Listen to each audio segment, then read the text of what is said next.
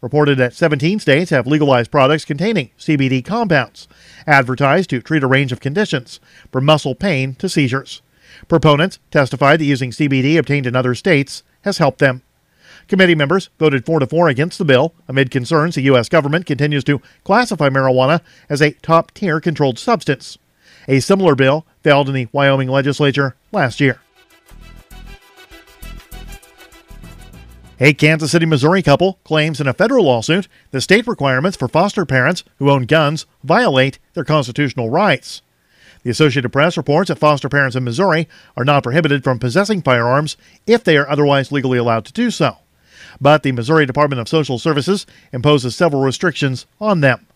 According to a report from the Kansas City Star, the rules include storing firearms and ammunition separately, keeping firearms locked in areas inaccessible to children, and keeping firearms in a locked area in any vehicle transporting a foster child. James and Julie Attaway, who have one foster child in their home and plan to have more, argue in their lawsuit that the restrictions prevent them from possessing or carrying loaded functional firearms. The Attaways say they fear losing their foster son if they don't comply with the restrictions. The nonprofit Second Amendment Foundation joined the Attaways in the lawsuit. The lawsuit seeks an injunction preventing the state agency from enforcing the regulations, and the Attaways also want the regulations declared null and void. Support for the Liberty Beat comes from the Conscious Resistance Network, featuring videos, news reports, and articles from a spiritual anarchist perspective. Experience the Conscious Resistance at theconsciousresistance.com. How would you like to have your business featured on the Liberty Beat? You can just send an email to libertybeat@snls.news for details on how to have your business featured on the Liberty Beat. This is the Liberty Beat, produced in partnership with SNLS News and listeners like you. The Liberty Beat is found online at snls.news. And coming soon to the SNLS network is The Bones of Anarchy, a podcast produced by activist Tony Bones. The Bones of Anarchy coming soon to the SNLS network. I'm Mick Murrow reporting for the Liberty Beat for the week ending Friday, January 18th, 2019. Reminding you, spread liberty with a smile.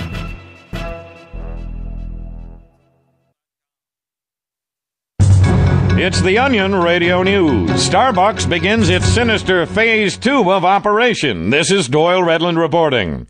After a decade of aggressive expansion throughout North America and abroad, Starbucks suddenly and unexpectedly closed its 56,423 worldwide locations today to prepare for what insiders call Phase 2 of the company's long-range plan. Cynthia Valcamp, Starbucks head of marketing, made this brief statement at a press conference earlier today. We have enjoyed furnishing you with coffee-related beverages and are excited about the important role you play in our future plans. Existing Starbucks franchises across the nation have been shuttered with high-strength titanium, and the well-known Starbucks logo has been slightly altered to present the familiar mermaid figure as a cyclopean mermaid whose all-seeing eye forms the apex of a world-spanning pyramid.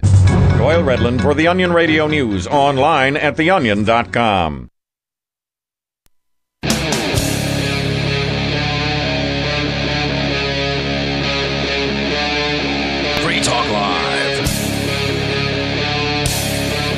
It is Free Talk Live. Welcome to the program. You can dial toll-free, take control of the airwaves here. Our number is 855-450-FREE. That's 855-450-3733. Or at least you'll be able to take control of the airwaves right as soon as the computer finishes doing its updates. So we'll get into that, your calls and thoughts about whatever you want. With you in the studio tonight, it's Ian. It's Vincent. And Chris. And of course, you can bring up whatever you want, but we're starting up with the breaking news as of this afternoon, which I'm happy to say that thanks to the good folks here in Keene, the good Libertarian folks, the few of them that are still on Facebook, one of them posted a link to I have to be careful when I say the name of the business, just so it's not clear that I'm pandering. There's a new pho noodles business here in Keene that's going to open up its doors supposedly in March of this year. They call themselves, here's their name, Pho, and then Keene Great. So you say all three words together, and then you get the idea for why this was a national, if not international, news story, a viral sensation. The fact that the city of Keene told this business that they thought that the name of the business and the sign was offensive. Well, that's if you mispronounce the name, though. No, it's if you pronounce it correctly. My understanding is you have to mispronounce it in order, so the word is to get PHO. it to sound the way they think it's going to be offensive. The word is spelled PHO. Yeah. It's pronounced pho. I thought it was more like fa. Well, either way, I've heard it's pho.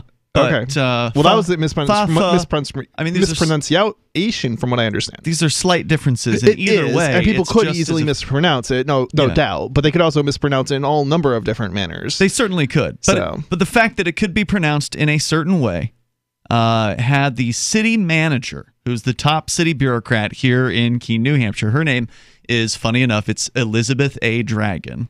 So you have somebody by the name of Dragon going after a Vietnamese restaurant, trying to, shut them down, basically, shut the name down. I mean, she wanted the restaurant to open. She just wanted them to change the name.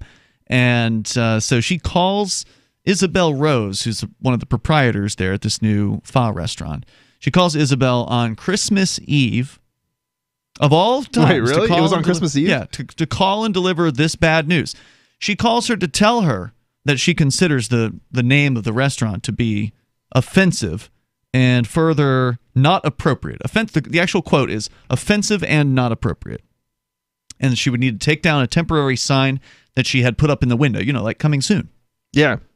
So she did take the sign down, but ultimately wasn't going to. She ended up applying for a sign permit with the city because she's in a city. Really? She's in a city building. She has to do all that stuff.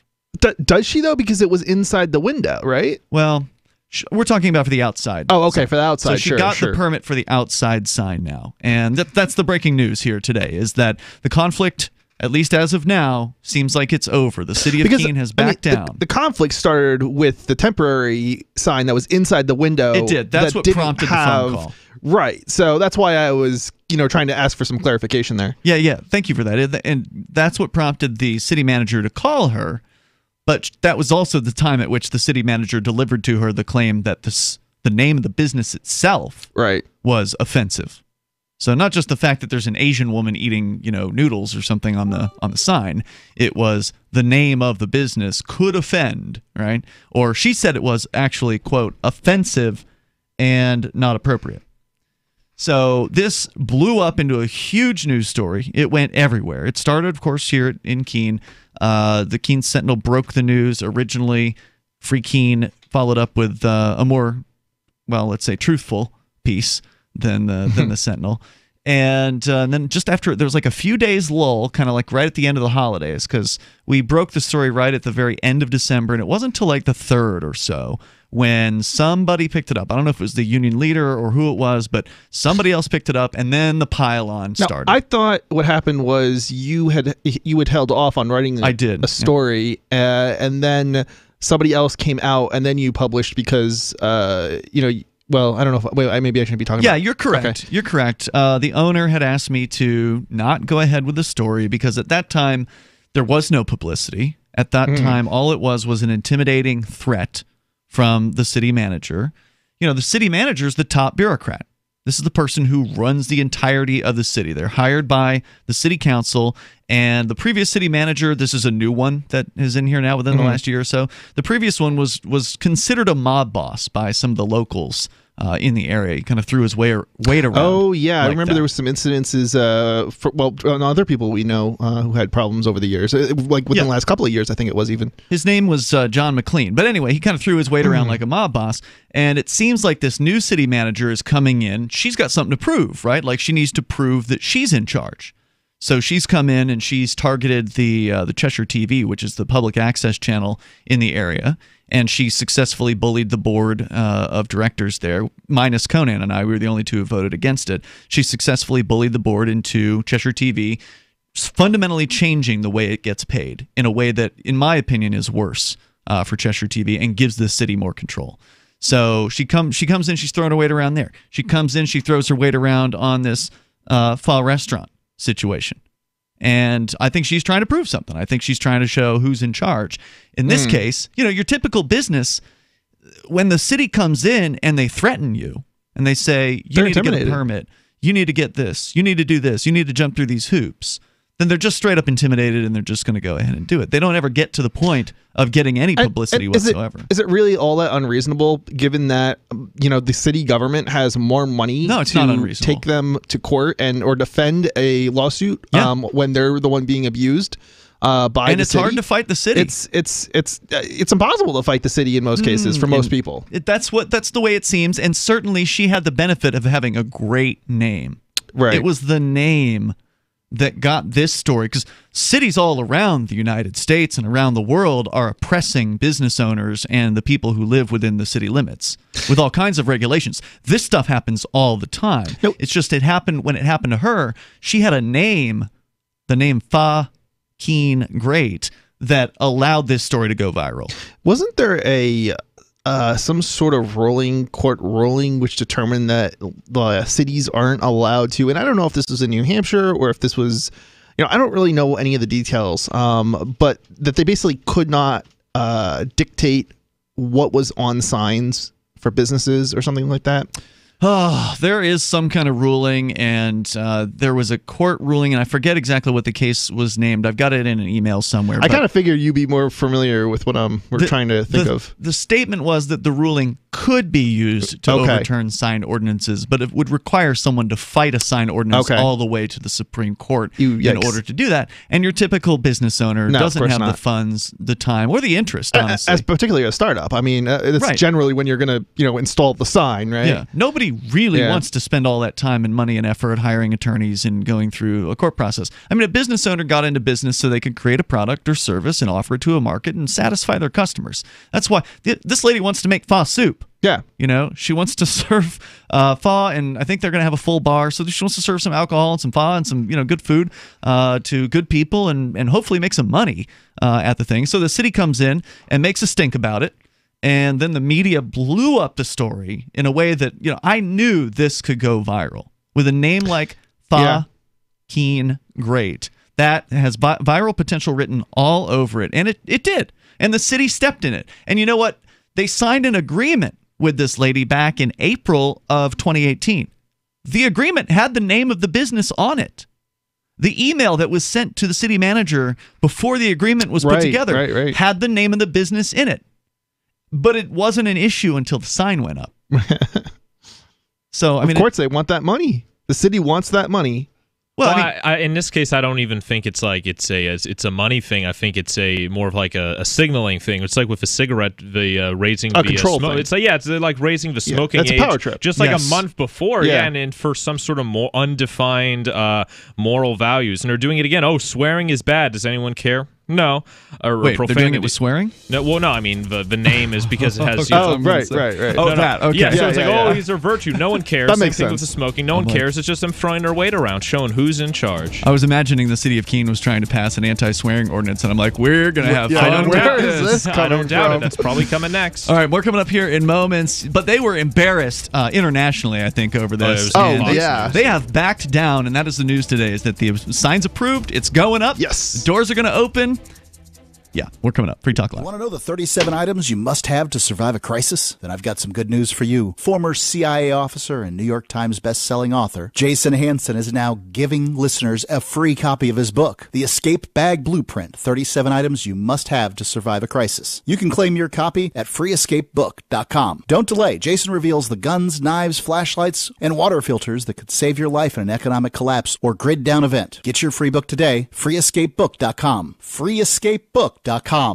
Bitcoin.com is delighted to announce their latest partnership with the gift card specialists at eGifter.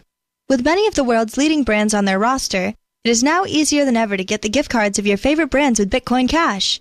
To get started, just follow these simple steps. Visit giftcards.bitcoin.com, pick the gift card you want, follow the instructions on your screen, make your payment using your Bitcoin Cash wallet. Sit tight and your gift card will be delivered to you as soon as it's ready. That's giftcards.bitcoin.com. There are basically two types of advertising, direct response and branding. Radio's great for direct response with its low cost to listener ratio, but audio can't be beat for branding, which is a longer term endeavor. You want to be the first thing that someone thinks of when they think about your product or service. If you have a local business that you want kept top of mind in your community, call the station. If you need national reach, Free Talk Live's got around 200 radio stations, millions of monthly listening sessions, can suit all budgets, and if we don't think we're right for you, we'll tell you. Email me, mark@freetalklive.com. Smart Cash is a peer-to-peer digital currency that is fast, secure, and easy to use. Smart Cash also features smart rewards, a price stabilization mechanism, and a way to encourage long-term holding. Long-term holders are key to the project's success. You can earn smart rewards on any address for which you hold the private keys, which holds at least 1,000 smart for 1 month and does not make any outgoing transactions during that time. Smart rewards are distributed every 47,500 blocks to all eligible addresses. Learn more at smartcash.cc. Is spreading the message of liberty, cryptocurrency, and peace around the globe worth $2 per month to you? As you may already know, in addition to our internet feed, LRN.FM broadcasts on free-to-air satellite across North and Central America, as well as Sub-Saharan Africa. And we've been available on satellite for free 24/7 since 2010. The LRN.FM free-to-air satellite signal is reaching some of the most oppressive regimes in the world, and there's no doubt our ideas are making an impact. You can learn more about the channel's impact by watching the 3-minute video at fund.lrn.fm. If you'd like to help free minds globally with our ideas of liberty, cryptocurrency, and peace, you can donate as little as $2 per month via fund.lrn.fm. You can help us continue and expand our satellite broadcast to multiple continents. Visit fund.lrn.fm today, and thank you for your help. Don't forget to share the link on social media. That's fund.lrn.fm. LRN.fm now has a Discord. Discord is a free text and voice chat platform, and we now have our own server with a bunch of channels at discord.lrn.fm. You can join other listeners as they chat about various things during our live shows, or anytime, day or night. Discord software is available cross-platform, so you can have it on whatever device you want and take your chats anywhere. Join our Discord at discord.lrn.fm. That's discord.lrn.fm. So you've signed the Shire Society Declaration and are planning your move to New Hampshire to be around more liberty-oriented people. Next, sign up for the Shire Society Forum at forum.shiresociety.com. There are a bunch of people there who are already in the Shire, and they want to meet you. If you're already in the Shire physically, you should also come by the forums. Remember, not everyone uses Facebook. New people are signing up for the Shire Society Forum every month, so drop in and say hello at forum.shiresociety.com. What's up next? Visit the Liberty Radio Network program guide to find out at shows.lrn.fm. That's shows.lrn.fm.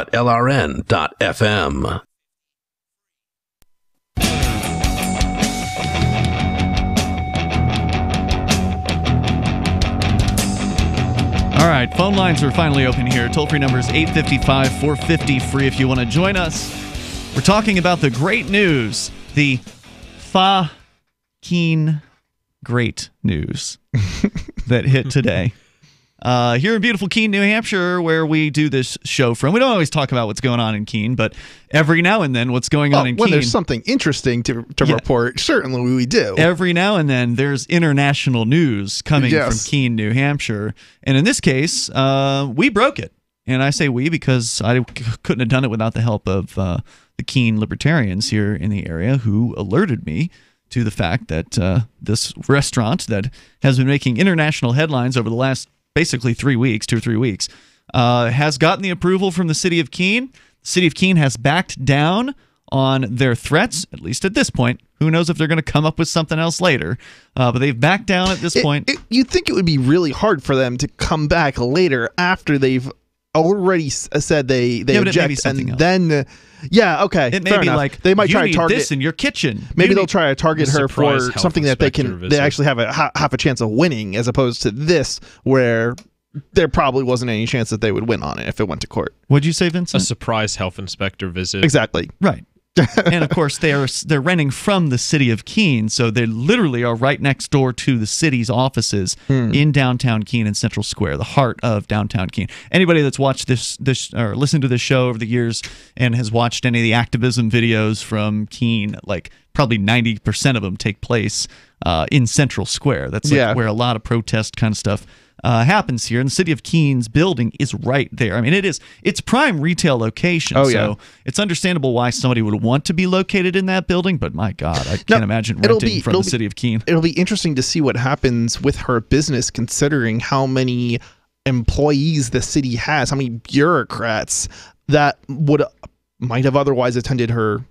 Oh, premises. They probably still will. I mean, just because you work for the city doesn't mean you necessarily have to show allegiance to the city manager, right? Like, I mean, maybe she's true. That much of a tough bitch, but it's possible. But there's been now so much association with a group of people that many bureaucrats don't like.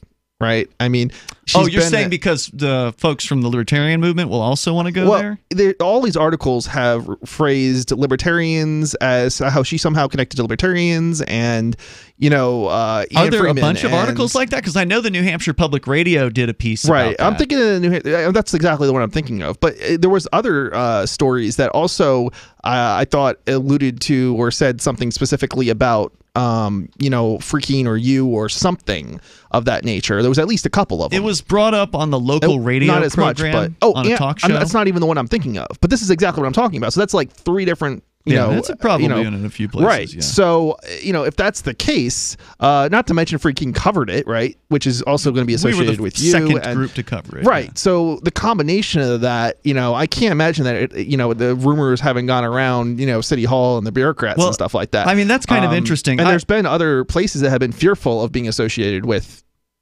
with Free Keene, either Free Keene or libertarians or you or whatever. Yeah, right? yeah, that's definitely true. And you know what? I did not want this to be about me. It wasn't. It should have been about you. It had nothing to do with you, really. Right, that they tried to make it about me because I really. You're right. I had nothing to do with it. Everybody does that. Like every time there's something happens, right? It's in the news. Somehow you get blamed. Well, like you're exaggerating. It's certainly not every time. Not every time, in the news. but it seems it doesn't. Like the pumpkin fest, they were alluding to somehow was caused by you. It's like the most ridiculous there thing. Were people who thought how that, many yes. there were like City Hall refusing to do certain right to know requests that was blamed on you in a classroom. Oh, when the college class tried to file right to knows and were denied or whatever, they went to a this is what I'm talking about. Like the most non-existent connections are made. Like just because you report on a story does not make you somehow responsible for whatever you're reporting on. That's what was being claimed in the NH piece. Yeah. And that's not the first time it's happened. It's happened many times. You're absolutely right about this.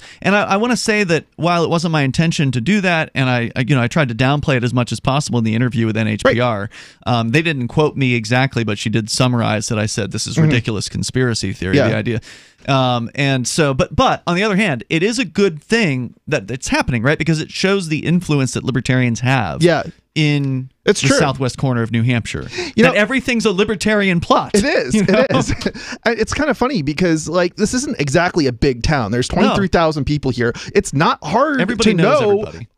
Almost everybody. Yeah. It's just such a small town. Yeah. If you know somebody, they know everybody else, right? Like, exactly. So it's like it's not a surprise. It shouldn't be a surprise to anybody when a reporter is well aware of what's happening in City Hall and is well aware of different businesses. I mean, you go into businesses all the time and talk to business owners, and so you're already you're a well-connected person. So there's no reason that you shouldn't know about these things or wouldn't have heard about these things. Well, now, I mean, it's definitely true that the owner of the restaurant that should be opening probably in a couple months, Keene, great, that's the name of the restaurant, that she and I did know each other, and it's not just because we happen to encounter each other through business in Keene. It's because, or just like randomly, get to know each other. It's because she was actually renting from Route 101 Local Goods, which is the same store that is on the church property out on one of the main drags in the Keene area. The church, which runs this same radio show. So the church is Shire Free Church. This is Free Talk Live. Route 101 Local Goods is owned by our Thursday night co-host, Chris Reitman. So the other Chris owns that store.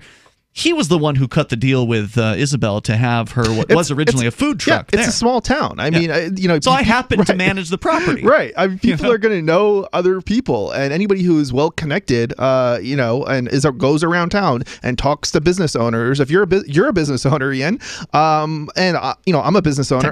I run a charity, but. I see what you're fair saying. enough. Yeah, I'm sorry. I misphrased it. But the point is that you're in communication with other business owners and other people. One of the things that we do as the Shire Free Church is we reach out to local business owners and inform them about cryptocurrency and help them get set up, no charge. Right. We'll give them a tablet and we'll walk them through it. I was actually just over at the auto shop, Wilder Auto here in town, that takes cryptocurrency that you and I both use regularly. And I'd gone there to specially go in and help him get onto the new app that AnyPay has. Of course, we talked about AnyPay's app here on Free Talk Live. They finally got it out for the Android platform. Oh, awesome. So, and it's been out for over a month now at this point, but I finally got around to getting to get out to the auto shop because they were like the last ones on my list. I don't go there that often, right? So like I had to make a special appointment with the owner to come in there. I'd already made an appointment to go in and actually put the app on. Mm-hmm. So this is actually a 2-appointment setup. I had to go and put the app on the device, but he wasn't around at that time. He was too busy in the garage, so I couldn't get him to actually log into it. I don't know the credentials. So I had to schedule another meeting, which was this week. I went in, and literally all I did was stand there as he logged into the app. But I needed to do that because otherwise he's not going to make the time, right? Like he's super busy. Not. So he's a business owner. Yeah, it's not unsurprising. And it's that's one of the services. There's something to also, I think it's important to point out.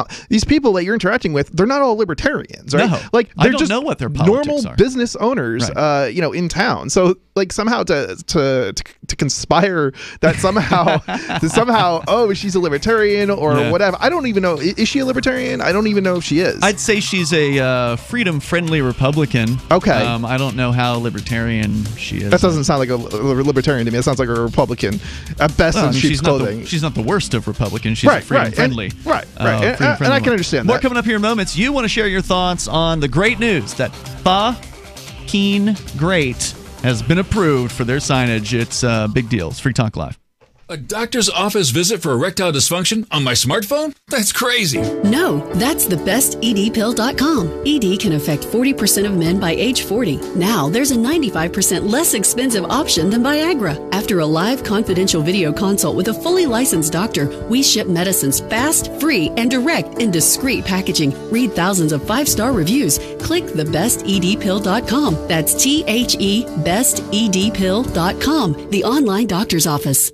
Hunters, anglers, campers, and survivalists. Get back to nature. Expand your horizons with the highest quality, most versatile, unique slingshots and sling bows on the market at slingbow.com. Slingbow products are compact and models start from just $17.98. They're perfect for your bug-out bag or storing in your vehicle. Give yourself and your loved ones the excitement and tradition of Slingbow, a new frontier in archery and truly modern twist on this primitive survival tool. Feel the thrill only at slingbow.com. I've been told no in many different ways. I give you an order and you're going to obey it. Who told you can go this way? You can do that and you have to leave here. You cannot bring signs into the rally. Walk with me. Well, I'm comfortable here, actually. Whoa. Hey. Who do you think you are? Excuse me. There is no video or audio allowed in this office. No, I have work today. You ain't going to make it. Wait on account. Now. Wait a minute. Whoa. Hey! Oh my God! Unbelievable! Why are you running from me? Because you scared me. What am I being detained for? You're being served. What is this? You're being served. What is this? Bureaucrats have a funny way of telling people no. That's the sound of the men working on the chain. Derek J's Victimless Crime Spree. Watch it for free and order the Director's Cut DVD at victimlesscrimespree.com.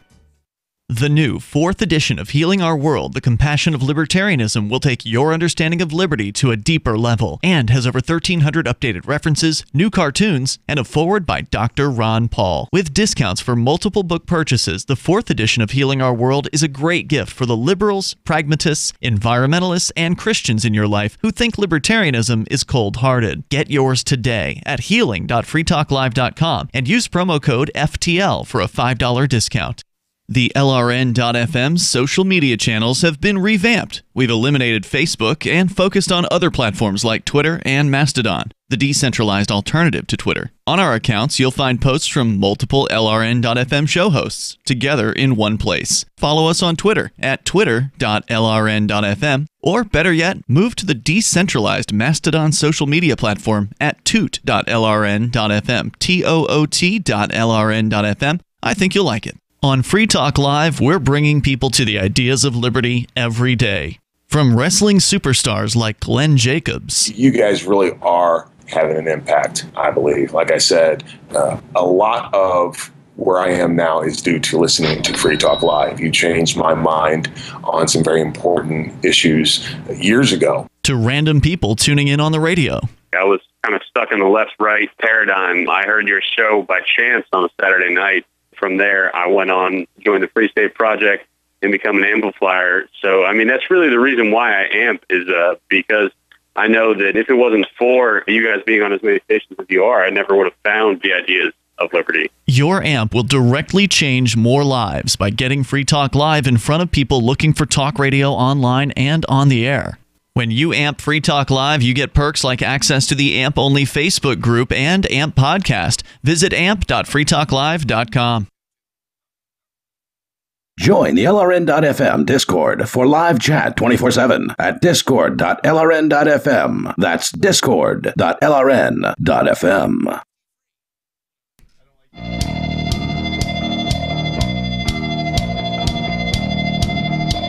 It is Free Talk Live. You can take control of the airwaves, bring up whatever you want. Our number here, it's 855-450, free like freedom. That's 855-450-3733. We've also got the Discord on-air call-in line rooms over at discord.lrn.fm, and that's what we're going to be going back to here shortly. With you in the studio tonight, by the way, it's Ian. It's Vincent. And Chris. This hour of the program brought to you by AnyPay. You go to anypay.global. I mentioned them in the last segment. It's one of the things that's a big deal here in Keene because we're one of the top towns in the entire world, basically, for cryptocurrency acceptance. And honestly, that's built on the back of AnyPay because pretty much every business in the area that takes cryptocurrency is using AnyPay to do it. And real life, on like a tablet at the register, that's how you do it. Anypay.global. It's super easy. Sign up is username and password. There's no approval process. There's no paperwork, no faxing, no emails, none of that stuff.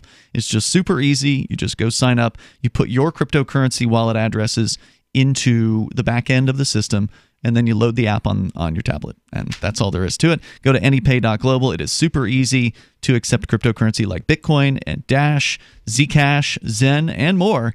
Anypay.global. As we continue, we've been talking about the Pho Noodles restaurant that made international headlines over the last few weeks that started here in Keene. It's a restaurant that hasn't even opened its doors yet. Nobody can even go and have the Pho Noodles at this point, but the restaurant's name is what caused the controversy as the city of Keene targeted it for putting a temporary sign up. They called the owner on Christmas Eve and said, you got to take it down, and we think the name is offensive.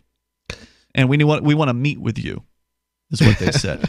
The meeting never happened, which is one of the best parts, right? Like they were trying to come down on this lady. She stood up for herself, and she says, no, I believe. I've got an actual statement from her here in a moment. Basically standing on her First Amendment right to, have whatever business name she wants to have.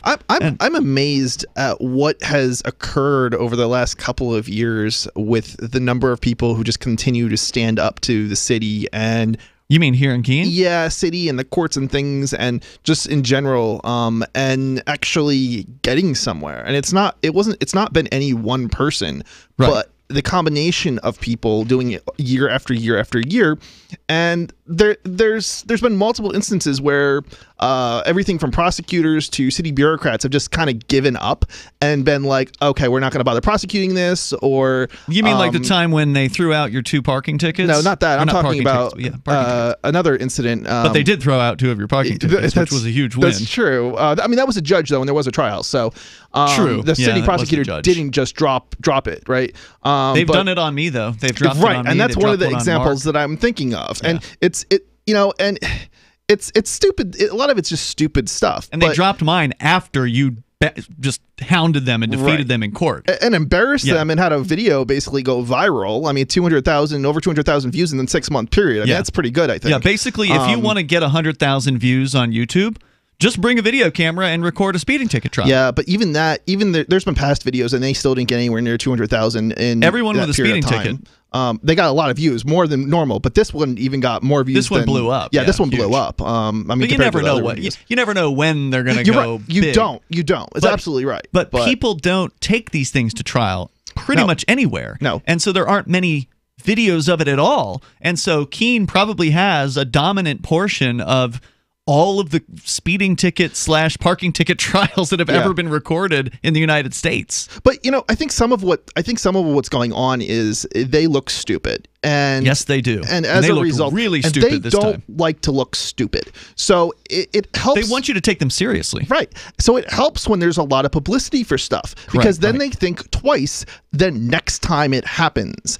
And you end up in a situation. Well, you'd like to think they think twice, but they didn't think twice on this one. Sometimes they just step right in it. But I think ultimately they realized that their predecessors probably had looked stupid in colleagues had looked stupid in the past over other things. Once they realized who it was, certain connections were made, and from there they were like, this isn't worth it.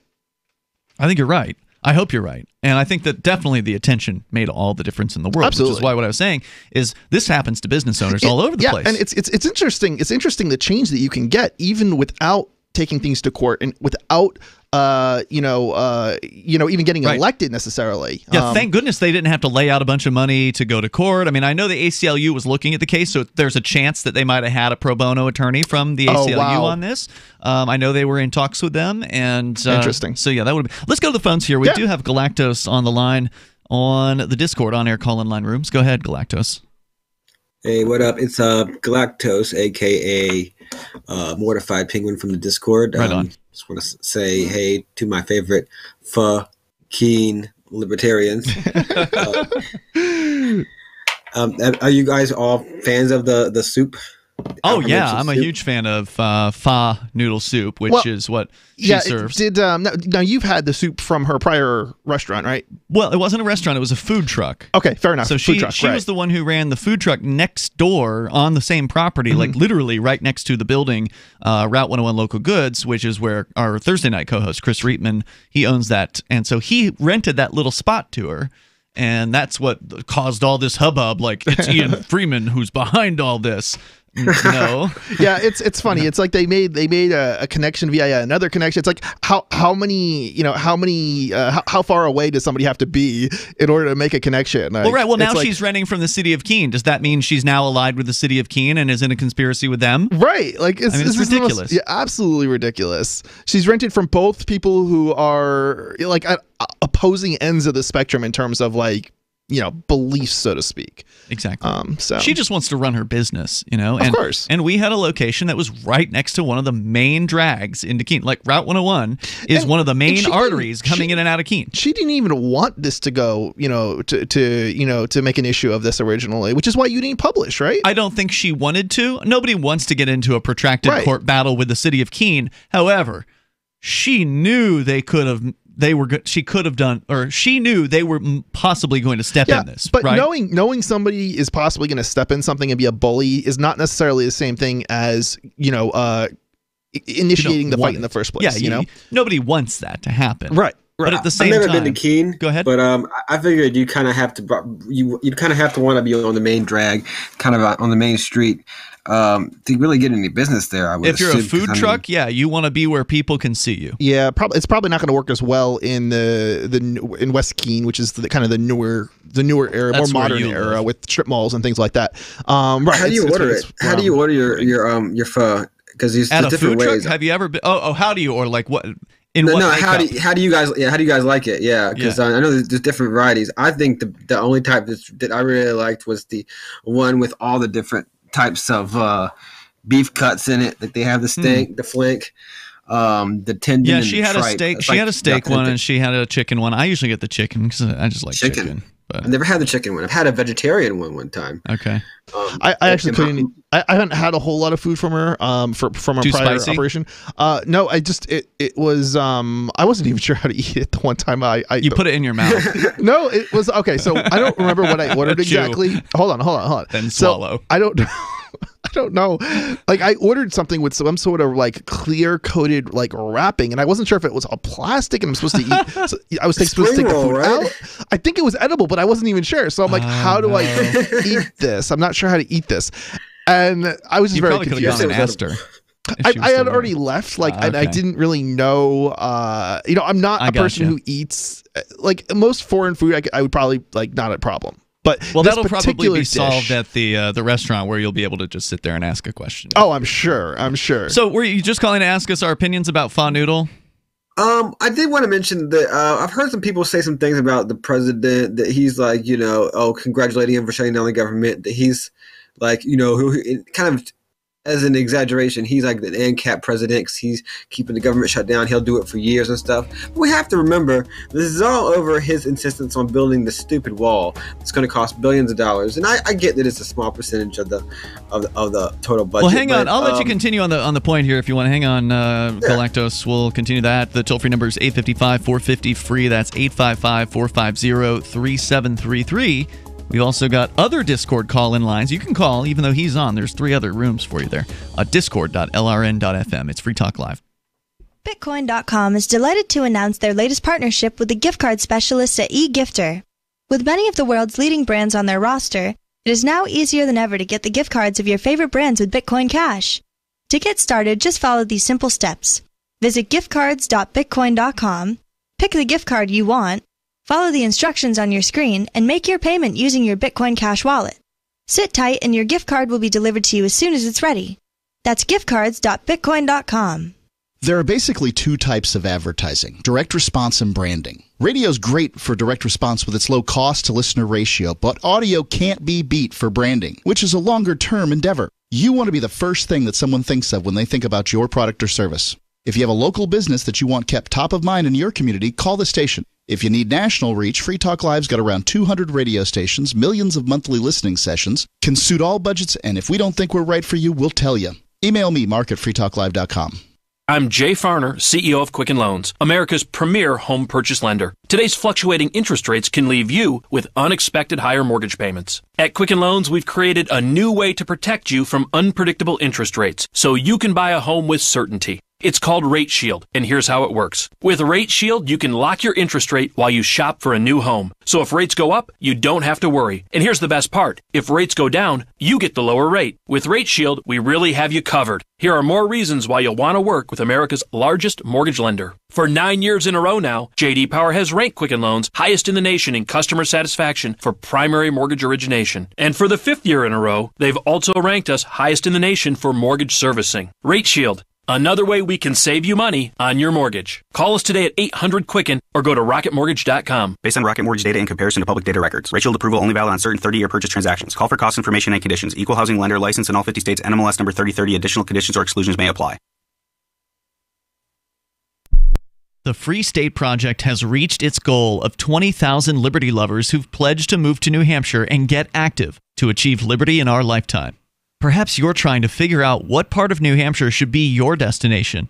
If so, consider Keene. You'll find more than 150 reasons to move to Keene at move.freekeene.com. Keene is famous for its historic, publicity-generating activism, as well as being the liberty media capital of the world. It's home to freekeene.com, New Hampshire's destination for liberty activism, news, and opinion. For years, we've been compiling over 150 reasons to move to Keene at move.freekeene.com, where you'll learn about some of what's happening here and what makes Keene a great place to live. If you love liberty, you'll probably enjoy anywhere you end up in the Shire. But do your due diligence first. Please visit move.freekeene.com for the full list of over 150 reasons to move to Keene. That's move.freekeene.com.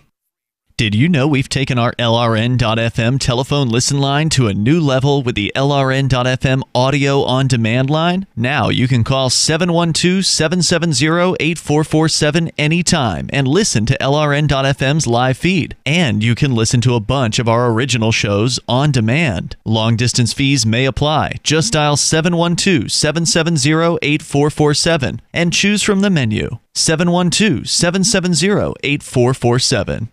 Cell 411 is a free app for Android and iOS that replaces government-controlled 911. Cell 411 allows you to preset a group of friends or private organizations to show up at any emergency. Cell 411 is a nightmare for the state because it proves their so-called services aren't needed. Cell 411 has had thousands of installs, and of course it's covered by the BIPCOT no government license. Cell 411 because your friends won't shoot you when you're in trouble. Without the government, who would build the emergency services? You and Cell 411. Get it today at getcell411.com. You're listening to the best liberty-oriented audio streamed around the clock, on the air and online. This is the Liberty Radio Network at LRN.FM.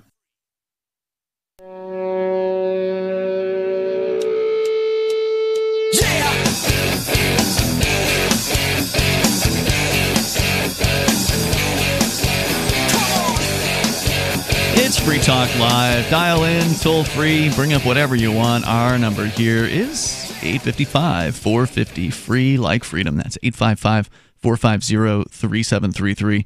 And a big thanks to Dylan M., who is a Free Talk Live Silver Amplifier. Dylan contributes to Free Talk Live on a monthly basis as a Free Talk Live amplifier who's silver. Silver is the $5 a month level. That's the minimum that we ask for, but some give more. And certainly appreciate all those of you who have supported the AMP program over the years, even if you're not still on board, because some people, their life circumstances change. They, their budget gets cut, they lose a job, or they're moving, or something like that, and so they'll quit using the AMP program for a while. Many of them come back, which is nice. So if you're ready to come back, we sure would appreciate you dropping into amp.freetalklive.com and joining the AMP program. AMP stands for Advertise, Market, and Promote. It's $5 a month, and you can pay with credit card, PayPal, or Bitcoin, BTC. And then as a result, you'll get some cool AMP perks that only people who amp the show get access to. Now, I mean, by default, you get everything on our website for free. I mean, we've got the webcam, we've got archives that go back for more than a decade, and so many other free, features there that are free that other talk shows charge you for. So please enjoy them over at freetalklive.com. But if you want to go above and beyond the call of duty as a listener, then please become an amplifier at amp.freetalklive.com. As we continue, we've got Galactos on the line. You were talking about Trump? Yeah. Just, like I was saying, Trump, gets all this kind of credit, like, oh, he's shut down the government, and he's the most, as an exaggeration, hyperbole, I guess the word, he's the most in-cap president, or he's pulling troops out is another one. And I agree. Okay. Give him credit, AKA positive feedback for things that he does that he likes, or that we like, or that, you might. I thought it was funny the other day when he apparently pulled the plane ticket out from underneath Nancy Pelosi, or somehow prohibited her from using government money for flying somewhere, and basically said, yeah, if you want to go, I think it was to the Middle East or something like that, but hey, if you want to go there, you're going to have to pay your own way, was what he told her. Yeah, he said fly commercial to Afghanistan. I'm not sure how that works. But, right. So, I mean, you got to love it when he's just breaking all the rules. Because he's commander-in-chief. Yeah, sure. He's the commander-in-chief, but that doesn't happen, right? Like that, that sort of level of petty behavior, infighting between politicians hasn't happened before Trump. And I got to say, I think it's entertaining as hell. Okay, so that's actually what I wanted to talk about, though. Yeah. So one silver lining of this, though, that we can say, like I was going to say about the pulling the troops out, yeah, that seems like that's kind of getting reversed or walked back, or I don't know. I mean, whatever. He's clearly doesn't have the power to do something really meaningful all at once. But I did want to talk about that. Like, there is a divide. The parties aren't coming to a reconciliation. Like, they're becoming more and more bitter, and they're becoming really, what's the word? They're becoming really like vindictive at each other. And I think that the best thing that we can do in this situation is kind of, as people that want limited or no government, as a group of the greater liberty movement, and people that oppose government in general, is to use this to an advantage, use whatever leverage we can out of this, and have people, criticize the state structure and really kind of have their, and I mean, I'm a Muslim, I wouldn't normally say this, but as they say metaphorically, their come to Jesus moment for liberty, because everybody has that. So, it's a matter of using this as a way to kind of attack the government's legitimacy or their aura of power, Yeah, I mean, I think that's the benefit of what Trump is doing. I mean, by essentially not respecting the sort of the way things have always been and getting in there, and he's like, it's this sort of this whirlwind, like he's not a good thing generally, but he's not a small government guy, at least in a lot of his actions. But on the other hand, some of the things he has done has reduced the influence of government. The FCC, for instance, has actually rolled back a few regulations. I mean, I don't pay close attention to everything everywhere, but in the radio business, I do pay attention to that. And there's been a few things there. But on the other hand, he's bombed people in the Middle East. He wants to build a wall, but the conflict over this wall has resulted now in a record long, what has it been, 4 weeks now, as of today, I think, for a 4-week shutdown. So we're almost up to an entire month of the government being partially shut down because of this. Now, on the downside, Daryl mentioned on the show last night, I was in the studio and I heard him reading the article about the judge who made a ruling about the shutdown this week. And there was a detail that we didn't know about on Tuesday when we talked about it when Johnson and I were here. But the detail is that the bureaucrats, the 400,000 of them who are told, you got to come to work, like the TSA agents, the Justice Department, these so-called essential... Cops. Yeah, the cops, the federal ones, these so-called essential federal employees. Daryl says the rules are that once they come back and once the payments come back, so they're still working, but once the payments start again, they get double pay. That's ludicrous. So for the time frames that they were told they had to work and they didn't get paid for that time frame, they get paid double. Now, apparently, the double pay may not apply to the ones that are being told stay home. The ones that are being told stay home, they'll get their normal pay supposedly when the payments come back. Hey, thanks for the call tonight, Galactos. Appreciate it. Peace out. Yep, the toll-free number here is 855-450-FREE. Since he brought it up, I have another Trump-related headline here from theweek.com. President Trump is now fundraising from the ongoing government shutdown in the most Trumpy way imaginable. The president's team Friday launched a new website called Build the Border Wall, which calls for his supporters to donate money in exchange for sending a fake brick to the offices of Nancy Pelosi and Chuck Schumer. These are the two Democrats who are the heads of the Democratic Assembly or whatever there in D.C. This, says the website, was Trump's very own, quote, brilliant idea to, quote, make sure that Chuck and Nancy have no choice but to listen to the American people. Trump's 2020 campaign manager told the Wall Street Journal about the idea just minutes before the fundraising call went out. Quote, since Chuck and Nancy keep stonewalling the president, we will send the wall to them, brick by brick, until they agree to secure the border, he said. Donating $20.20, because he's going to run again in 2020. Get it? Get it? $20.20. Will send a single foam brick. So they're not going to pay to ship the weight of a full-size actual weighted brick, but the foam brick will be sent to them. It's symbolic, but there are options to send as many as 7 bricks for $140, and yes, supporters can choose whether their brick goes to Pelosi or to Schumer. This campaign comes in spite of Trump's recent references to his wall being made out of steel slats.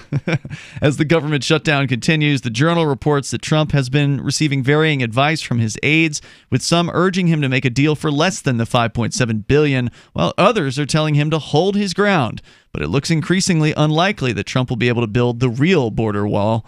He's apparently hoping a fake one will be the next best thing for his supporters. And the website is buildtheborderwall.com. And then when you go to the page, it has the Trump logo down at the bottom with hashtag MAGA, which stands for Make America Great Again, apparently. And then the main focus of the site is you choose to either send Nancy a brick or send Chuck a brick. And it's creative. I don't know what the prices for foam are, but I'm sure a foam brick doesn't cost $20, so I wonder where else that's going. Well, the point is to raise money for the wall. Oh, right? I see. So you're funding the wall if that's what you support, which I don't, and also sending a protest, essentially symbolic protest.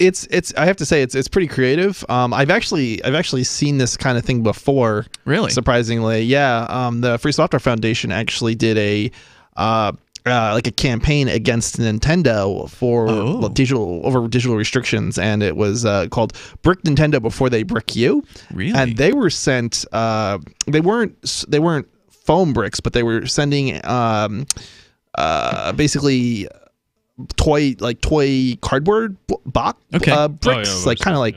Just red cardboard. Red cardboard, bricks.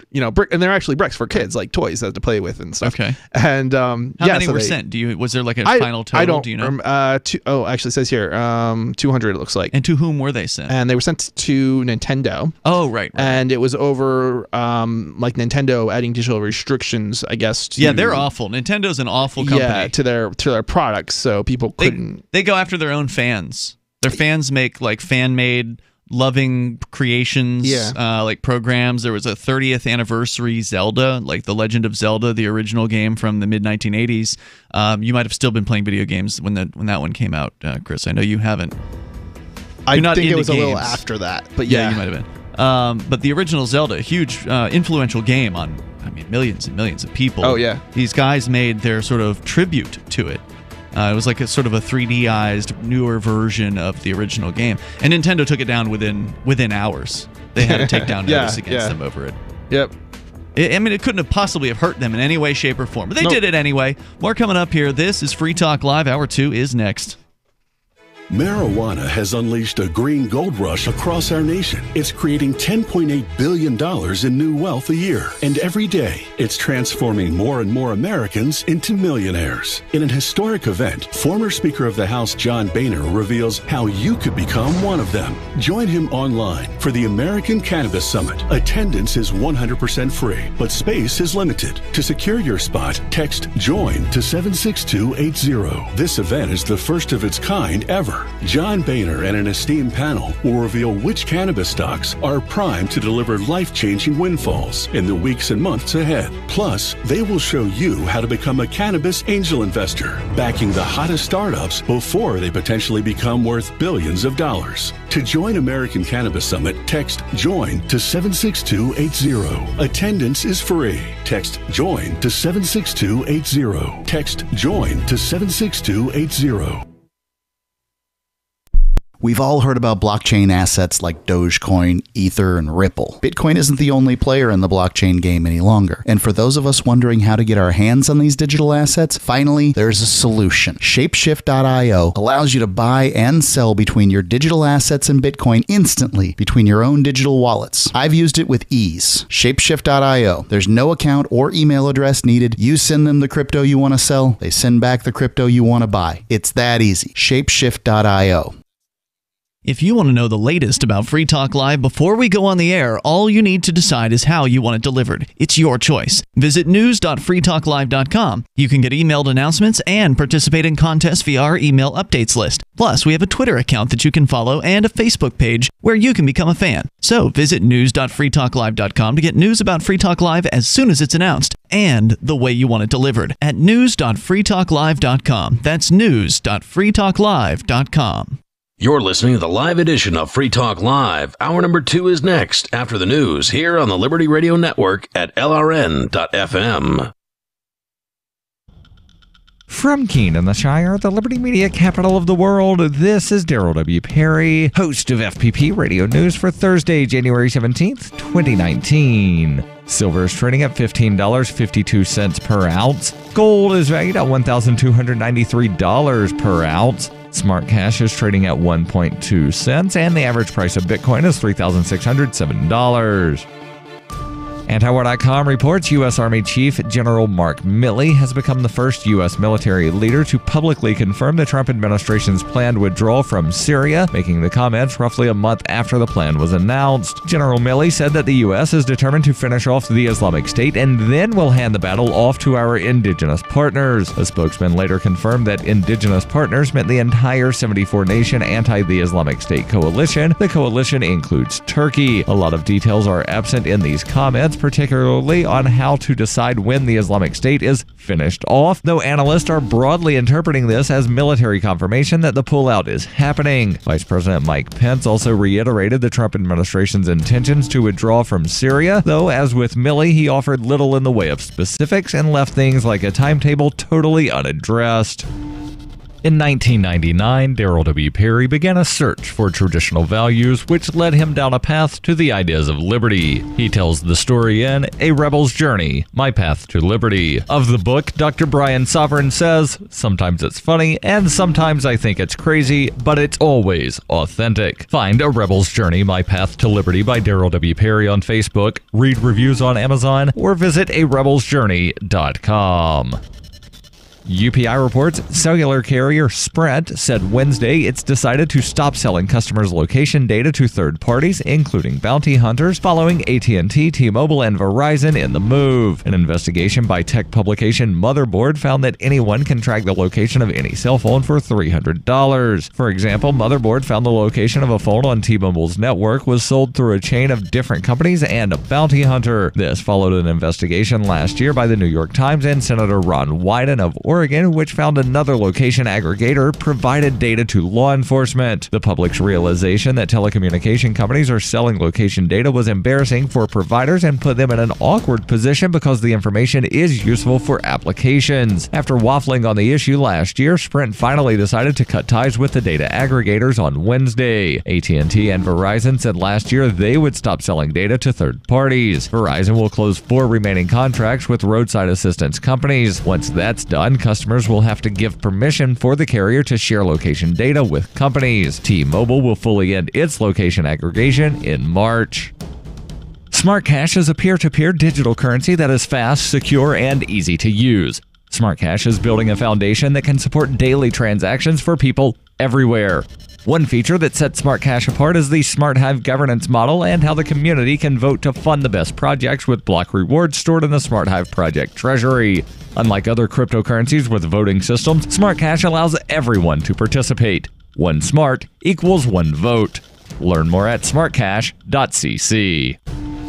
Reuters reports with the partial U.S. government shutdown nearing 4 weeks, House Speaker Nancy Pelosi on Wednesday urged President Donald Trump to reschedule his State of the Union address, a move that could deny him the opportunity to use the pageantry of the speech to attack Democrats in their own chamber over the impasse. With Trump's address set for January 29th, Pelosi wrote him a letter citing security concerns because the Secret Service, which is required to provide security for the address, has not received funding during the dispute. The standoff was triggered by Trump's demands for $5.7 billion to fund a border wall along the U.S.-Mexico border, which Democrats oppose. Presidents traditionally deliver the address, which lays out the administration's goals for the upcoming year in the House of Representatives chamber before a joint session of Congress and the majority of the cabinet. Democrats took control of the House after last November's congressional elections. During the shutdown, Trump has routinely blamed them for the stalemate, although he had earlier said he would take responsibility. Pelosi suggested that if Trump would not agree to reschedule the speech until the government reopens,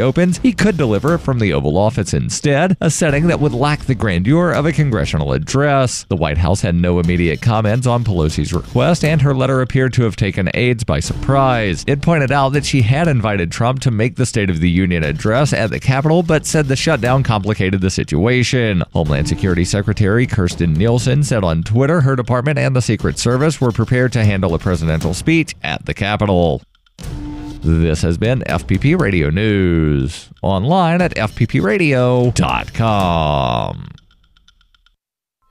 The only nation where this regularly happens concludes that there's no way to prevent this. A college rape victim is pretty thrilled about recounting her assault to a faculty committee, and the nation's depressed individuals march on the Atlantic Ocean. This is the Onion Week in Review. Secretary of Veterans Affairs Eric Shinseki announced plans this week to improve healthcare for American veterans with a new $500 million state-of-the-art waiting room. The 150,000 square foot complex will reportedly feature a wide selection of magazines, 2 water coolers, and receptionists who will immediately give veterans vague answers about how long they can expect to sit there before receiving inadequate healthcare. And in this week's commentary, a local man finds owning a cat is a great way to meet women who magically appear in your living room. In other news, a new study finds employee morale drastically improves after watching a coworker throw a fit. A wise oracle proclaims to all at a barbecue that he felt a raindrop.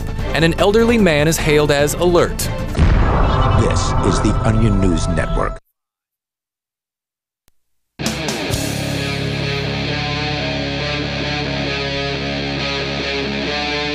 Free Talk Live.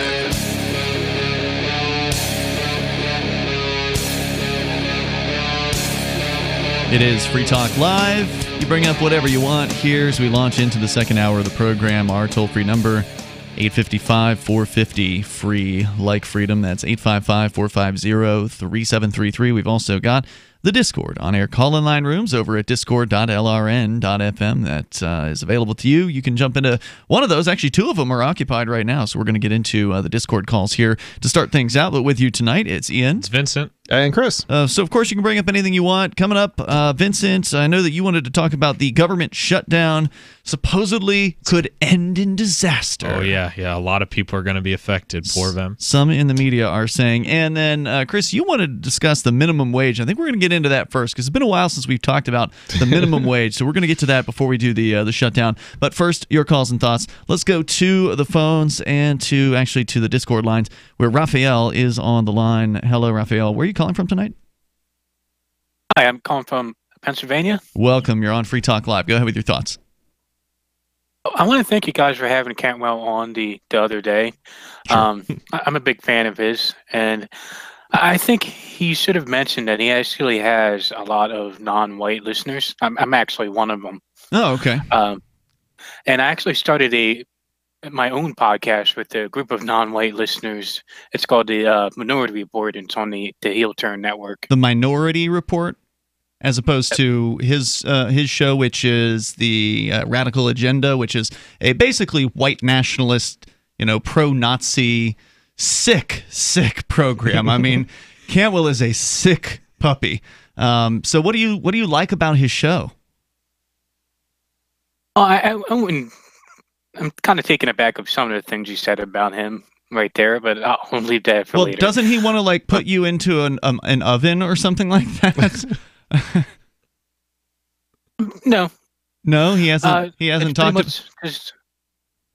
He hasn't talked about forcibly removing you. Like just figuring out ways that we could live together, maybe, or just if we have to. It doesn't sound like he wants to live together with. From the conversations I've had with him, it doesn't sound like he wants to live together with people of a different skin color. He can acknowledge, as we discovered on the interview that we conducted with him on Tuesday, late after Free Talk Live, the radio show was over. We did a show on Twitch. It was internet only, and so it was, technically it's a different show. So I had Cantwell in. That video is over at freekeene.com if you want to see what it's like. But in that case, he did acknowledge that. Individually, he could acknowledge that that not all people who are different skin color of him are terrible or stupid or whatever the negative things that he tends to believe about the group. But he's willing to just forget about all that and go ahead and look at their skin color and essentially reject them based on that without even looking at the individual. So that doesn't bug you at all? Race is deeper than skin color because there's people from southern India who have dark skin, well, essentially black skin, and there's people in sub-Saharan Africa that have black skin. But if you look at them, you can tell somebody's from India and somebody's from an African. So it is deeper than skin color. But that tends to be what I didn't want to pick one race over the other to say, but that's kind of what the key is, right? Like that's why people notice the differences between people is because they look different. Now, if you want to say one's a certain shade of brown versus a shade of dark black, okay, I see what you're saying. Either way, that's the factor that Cantwell uses to say he doesn't want you in his society because your skin color is different. He's not saying he wants to have... I wouldn't say that. He says it's behavioral differences. That's his thing as to why. Not just because but he doesn't believes like that applies to everyone within that group. Yeah, but isn't his thinking he's going to reject everybody who's black because more black people get arrested or something? So even though some black people are not doing bad things, he's just going to reject everybody, even the people who are not doing bad things. Yeah, that's basically it. He looks at the group and not the individual. It's a very dangerous line of thinking. And then he calls me ignorant because I choose to not care about whatever statistics it is that he's found that show one group is better at one other thing versus another group is better at this other thing.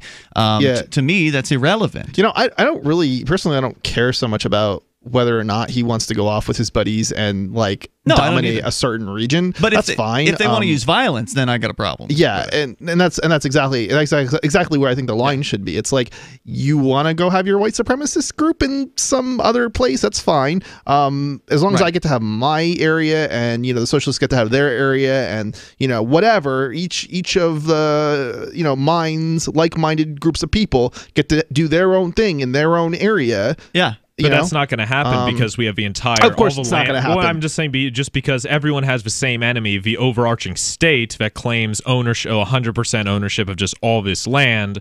It's just you have to pay. People who think they own their own land, it's not the case because they have to pay rent to the government. So tell me, as a person who is not a white person, as you described yourself, Raphael. Are you listening to Cantwell because you like his ideas? Isn't he calling for extermination of Jewish people? Oh, that's the one thing he does say is about Jewish people, but all the other non-white people, that's no big deal. I'm taking it you're not Jewish then? It's fine to listen to somebody that you disagree with, right? There's a lot of people who listen to talk radio because they want to hear something they disagree with. They want to hear somebody saying something outrageous, or they want to take that person on either in their mind. But didn't he say that didn't you say that you supported Chris Cantwell as opposed to just listen to Chris Cantwell? I've listened to Chris Cantwell for a long time. Do you give him money? He's not like this full exto, I want to kill everybody who's non-white type of person. Do you give him money? Money. I'm a supporter. Sounds like a yes. Crypto when I can. You do donate. Yeah. Okay. So he is a supporter. So he's interesting. That's interesting. It's bizarre. I don't really understand this. It seems very odd and bizarre to me to be supporting somebody who wants to basically murder you. Well, he obviously doesn't think that you're going to get murdered. You don't feel like Chris wants to murder you. He only wants to murder groups that aren't you. But he's advocating for it at least. Oh, he's more like he's advocating a nation, a country just for white people, essentially. And that doesn't really have to involve killing anybody who's non-white. But he did at least advocate for the extermination of Jews, right? Oh, the Jews are the exception. I think he has. Is that something you agree with? No, Jews have Israel. That's their homeland for the people of Israel, and it'd be nice if they could just live there. We spend a lot of money. So on you Israel, believe in this separation? Who would you want to separate off with? So obviously Cantwell's not going to let you into his club. What did you? Well, if you're a platinum subscriber, he will. Oh, he'll make an exception. Then he'll look at you as an individual. I'm like a Dominican nationalist. I would go back to the Dominican Republic. That's where my people are from. Okay. And do you find just another question? Do you find women who aren't the same skin color as you attractive?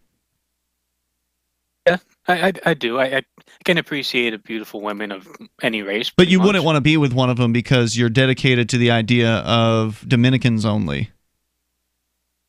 Well, yeah, I would rather be with a Dominican woman to have children and start a family with. Well, hey, Not man. that I really hate. I wouldn't necessarily criticize somebody based on their floats your boat. I was just asking a question. I wasn't criticizing. Yeah. I was just asking a question. I think there's a difference between having certain preferences and thinking that nobody should be able to do something that's different than your preference. Absolutely. Right? I might prefer other white people just because I am going to discriminate against black people, but that's not necessarily I don't think that is the same thing as being racist or wanting to commit genocide against a group of people. No, that's not the same at all. Hey, thanks, Raphael, for the call. I appreciate you sharing your thoughts here with us tonight. That's Raphael calling from our Discord on-air call-in line room, which you can jump into. Slightly related, Ian, would you mind if I made an announcement now? Yeah, go right ahead. So if you liked hearing Cantwell on Tuesday, because there's been such a hullabaloo about it, we're going to have a follow-up tomorrow night after Free Talk Live on Questioning Authority right here on Trying to ride our coattails, huh? No, just a follow-up, right? There's some things that need to be said, some new information. So if you enjoyed on Tuesday, I highly recommend you tune in for Questioning Authority at 10 p.m. Eastern, right after Free Talk Live on Saturday night. Saturday night, right after Free Talk Live on the Liberty Radio Network. It's going to be LRN.FM. That's also on the Twitch channel over at twitch.lrn.fm. So if you didn't get a chance to confront Chris, then maybe, because some people complained I didn't do a good enough job. There were lots of complaints. We're going to be taking calls. Going to be taking calls. Because everybody else would have done a better job. So they can have him on. This is your opportunity. They can have him on their show, right? We're coming up here in moments. You can share your thoughts as well. Toll-free number is 855-450, free like freedom. Smart Cash is a peer-to-peer digital currency that is fast, secure, and easy to use. Smart Cash is building a foundation that can support daily transactions for people everywhere. One feature that sets Smart Cash apart is the Smart Hive governance model and how the community can vote to fund the best projects with block rewards stored in the Smart Hive project treasury. Unlike other cryptocurrencies with voting systems, Smart Cash allows everyone to participate. One smart equals one vote. Learn more at smartcash.cc. Do you operate a retail business and are looking for a solution for point-of-sale cryptocurrency acceptance? It's never been easier thanks to AnyPay.global. There's no paperwork or approval process to open an account. If you already have a tablet, you're almost done. Just sign up at AnyPay.global, drop your personal crypto wallet addresses on the setup page, and then load the app. That's it. You're accepting cryptocurrency like Bitcoin and Dash at your store. Get started now at AnyPay.global. AnyPay.global. There are basically two types of advertising, direct response and branding. Radio's great for direct response with its low cost to listener ratio, but audio can't be beat for branding, which is a longer term endeavor. You want to be the first thing that someone thinks of when they think about your product or service. If you have a local business that you want kept top of mind in your community, call the station. If you need national reach, Free Talk Live's got around 200 radio stations, millions of monthly listening sessions, can suit all budgets, and if we don't think we're right for you, we'll tell you. Email me, mark@freetalklive.com. Bitcoin.com is delighted to announce their latest partnership with the gift card specialists at eGifter. With many of the world's leading brands on their roster, it is now easier than ever to get the gift cards of your favorite brands with Bitcoin Cash. To get started, just follow these simple steps. Visit giftcards.bitcoin.com, pick the gift card you want, follow the instructions on your screen, and make your payment using your Bitcoin Cash wallet. Sit tight and your gift card will be delivered to you as soon as it's ready. That's giftcards.bitcoin.com.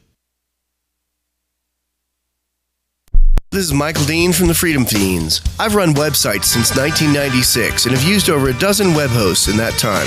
AgristHosting.com is the only one that hasn't broken my heart. Agrist Hosting's uptime and service is stellar, and their DDoS mitigation is the best I've seen. That's important because if you tell the truth in this world, you'll ruffle feathers. And some people will try dirty tricks to silence your voice. No matter what the haters hit us with, Agrist Hosting keeps our websites online. If you have a mission-critical commercial presence or a world-changing activism site, you cannot tolerate any skullduggery. So go with agristhosting.com. Have a WordPress or blog site, but you're not satisfied with performance or uptime? Or just want raw hosting? Want to pay with Bitcoin? Agrist Hosting specializes in high-performance hosting with personalized service.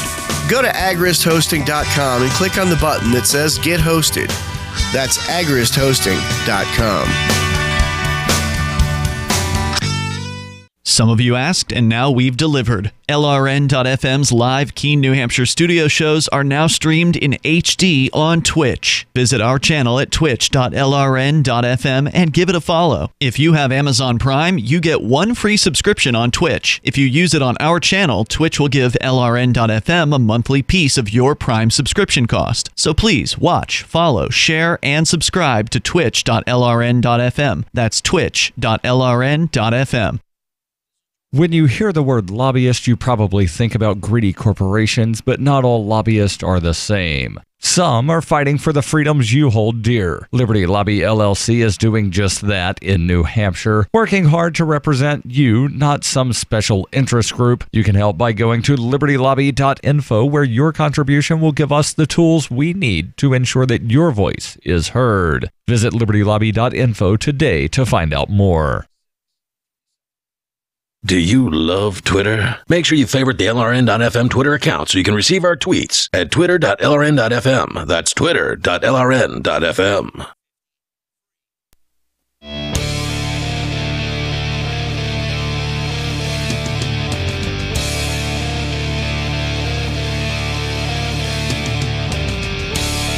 It is Free Talk Live. To dial on in here toll free to join us. We got the minimum wage on the way. Apparently some people, once they hit 15, they're ready to raise it to $33, or at least that's what you told me, Chris. We'll get into the story coming up. Yes, that's right. In a bit. Ian, Chris, and Vincent in the studio here tonight. You can bring up what you want. The toll-free number is 855-450-FREE. That's 855-450-3733.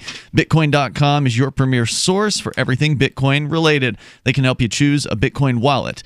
They can help you buy your first Bitcoin or a fraction of a Bitcoin and show you where you can spend Bitcoin, as well as give you the latest news or engage with the community on the Bitcoin forum. Just go to bitcoin.com to get started there. And I would recommend starting with their Bitcoin Academy. It's a great little intro to what is special about cryptocurrency, what makes Bitcoin different, and what you need to know, the basics over at bitcoin.com. There's a lot of stuff there, and a lot of it is free and good information. Let's go back to the phones, to your calls and thoughts. Gene, the Christian anarchist, he's calling us from Tennessee and on the Discord lines. Go ahead, Gene. Hello, guys. Hey there. Just, before the jet lag knocks me out, I thought I'd make a few more observations about my trip to China. I just got back yesterday. Yeah, sure. I'm going to use a little bit of collectivism here, and I know you don't like collectivism, but collectivism in my definition or in my usage of it is useful in that it shows traits in a given group. It's just like a graph or just like any other data set. It can show you traits within a given group. And within this given group we're talking about is the Chinese people. And I've observed China and the Chinese people for 25 years. Yep. And I know a little bit about it. So one of the things that I observed on this trip was how bad the pollution has gotten over there. And it's gotten way worse than even what it was 10 years ago. And at the time, during this 10-year period, they've been supposedly putting in controls on pollution and all that. They've restricted vehicles and things of that nature. Most of the pollution, though, is coming from coal generation of power, typically. Okay. And here's what I did. I rode on a train from Wuhan to Beijing and back again. And that's it's a high-speed rail, and it takes about 5 hours. During that trip, there was not one time that the air was clear enough outside to see 2 blocks. Wow. That's how bad the smog is, and that's over a period of a distance of something like 1,000 miles. So were you going through non-urbanized areas on this train track, meaning that you were out in the fields? Yeah, some of this area is farmland. And it's just coated in smog. It's just smog from one end to the other. Now, I made further observations from the aircraft when we were flying into and out of China. How does anything grow? I'm sorry to interrupt you there, but if there's a constant coat of smog over farmland, how can you... I'm not a scientist, but how the heck do you grow anything?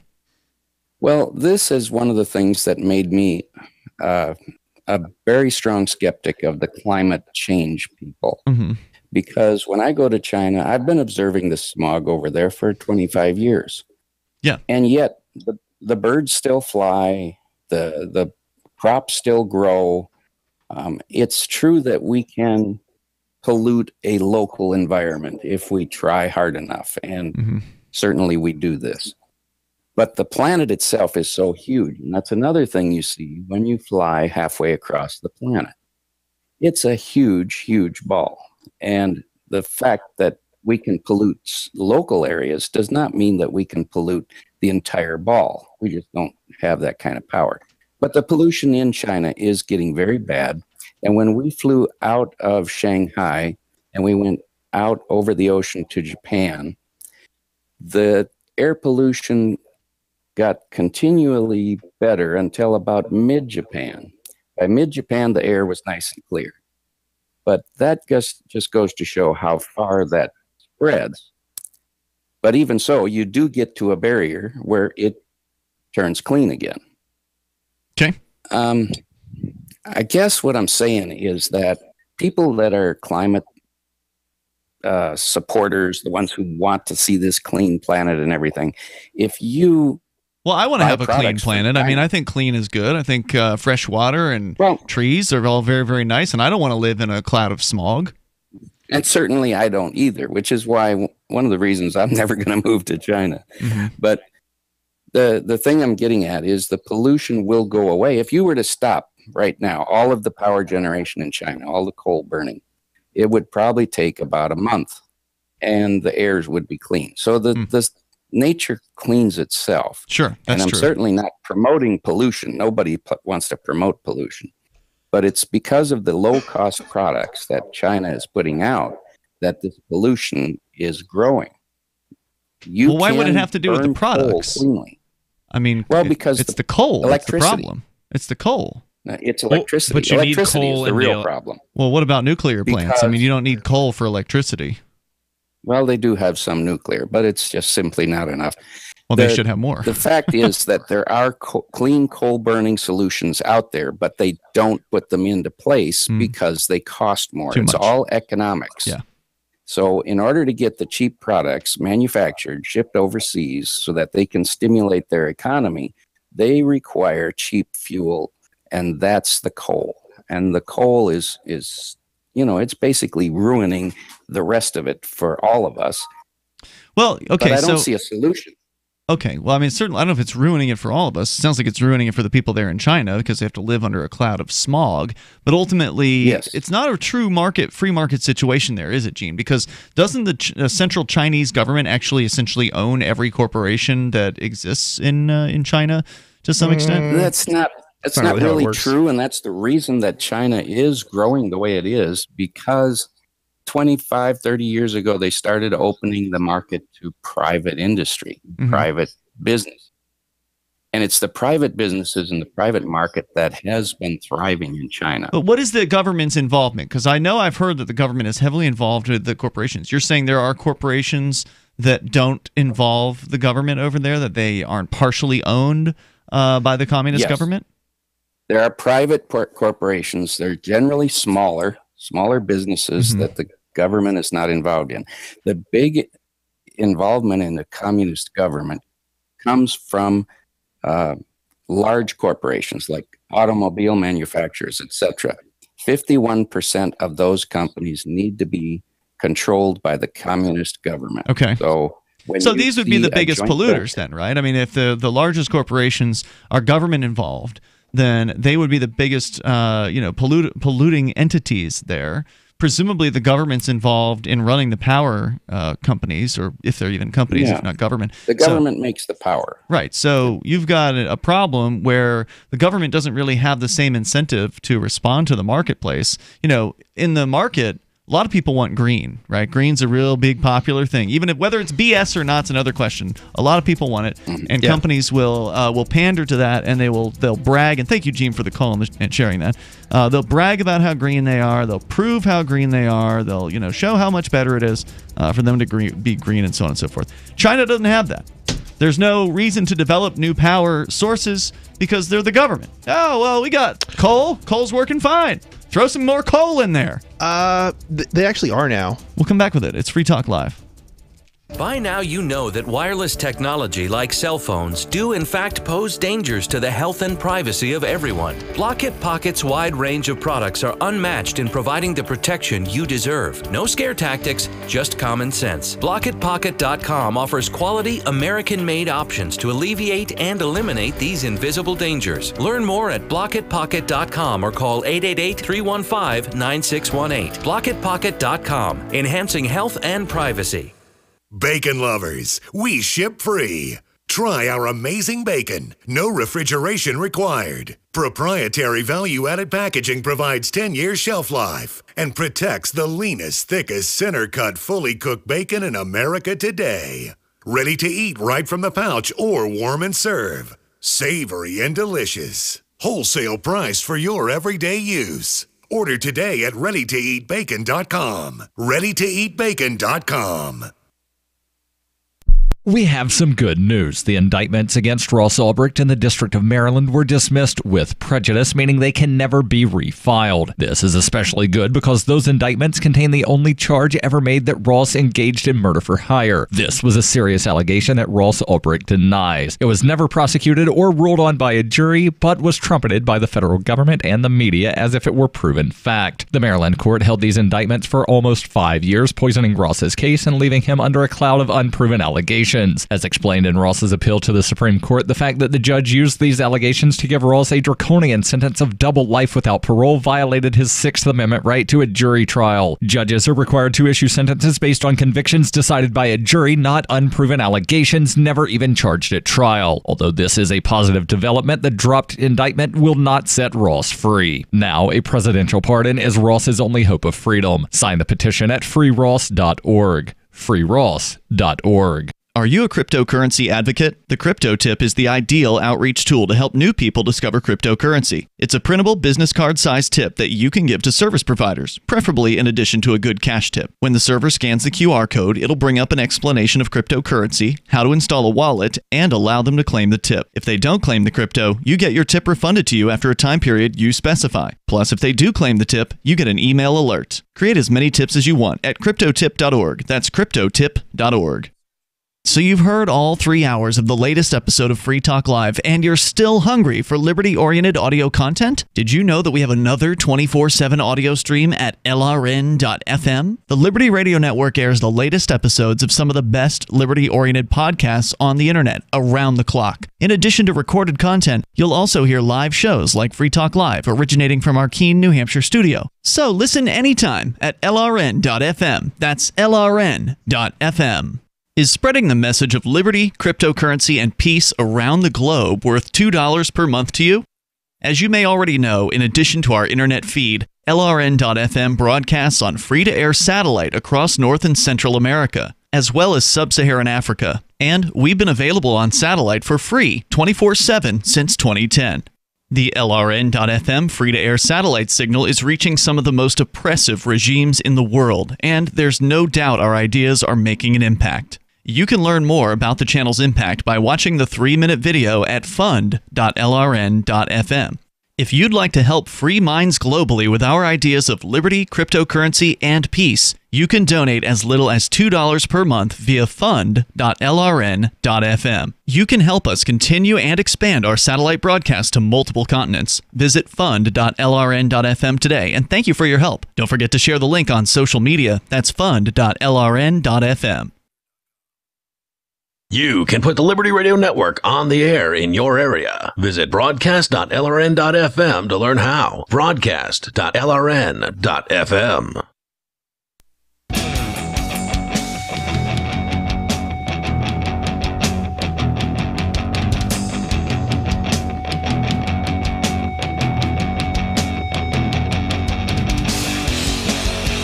It's Free Talk Live. Dial on in here, the toll-free number. If you want to join us on the radio, it's 855-450-FREE, like freedom. That's 855-450-3733. And Acapulco is coming up, and it's coming up fast. We're about a month away right now from February 14th through the 17th in beautiful Acapulco, Mexico. A great lineup of speakers, including, yes, Ron Paul will be there. He's coming back. They had him in 2018. They're bringing him back this year for 2019. Also, for the first time ever at Acapulco, Judge Andrew Napolitano will be speaking. Dozens of other speakers discussing entrepreneurship, investment, philosophy, politics, philosophy, health, sustainability, lifestyles, and personal relationships for 4 days among the sun and beaches of a world-class resort. And yes, Free Talk Live will be there. We'll be broadcasting from the event. We'll look forward to seeing you in Acapulco, February 14th through the 17th. Get your tickets now over at anarchapulco.com. You can use code FTL to register and get a discount because you're a Free Talk Live listener. That's code FTL, like Free Talk Live. So we were talking with Gene, the Christian anarchist, there about China, and he was talking about just the massive pollution in the areas that he was traveling in. And apparently that's because they have a large amount of coal-generated power there. And I did pull up Wikipedia's article on the electricity sector in China, just so we could get some idea of the breakdown. Now, Chris, you say this is changing, but it looks like it's maybe, if it's changing, it's it's just beginning to, because the pollution's massive. It says here 65.5% of electricity generated, so by the sources, 65.5% is coal. That's the massive super majority. So there's been a huge investment by the Chinese government, from what I understand, into solar and various technologies to solve some of the problems. Solar currently at 1.1%. So not a whole lot. Solar is one of the smallest segments here. Second to coal is hydro. I guess that's a dam, that kind of thing. Then let's see. After that, they get pretty slim. After that, hydro was 19%. Then maybe I think the third is wind power, actually, at about 4%. That's also on the increase too. So yeah, there's a lot of wind power there. Nuclear finally at 3.5%. So there's still a heck of a lot of coal going on there. Yeah, I mean, this is something that's very, very recent. Some of what's happening and changes, and part of the problem, part of the reason that it's changing now is, or beginning to change now, is because the cost of solar and some of the technological solutions have come down because of massive investment in things like electric cars and the battery technology to go into electric cars.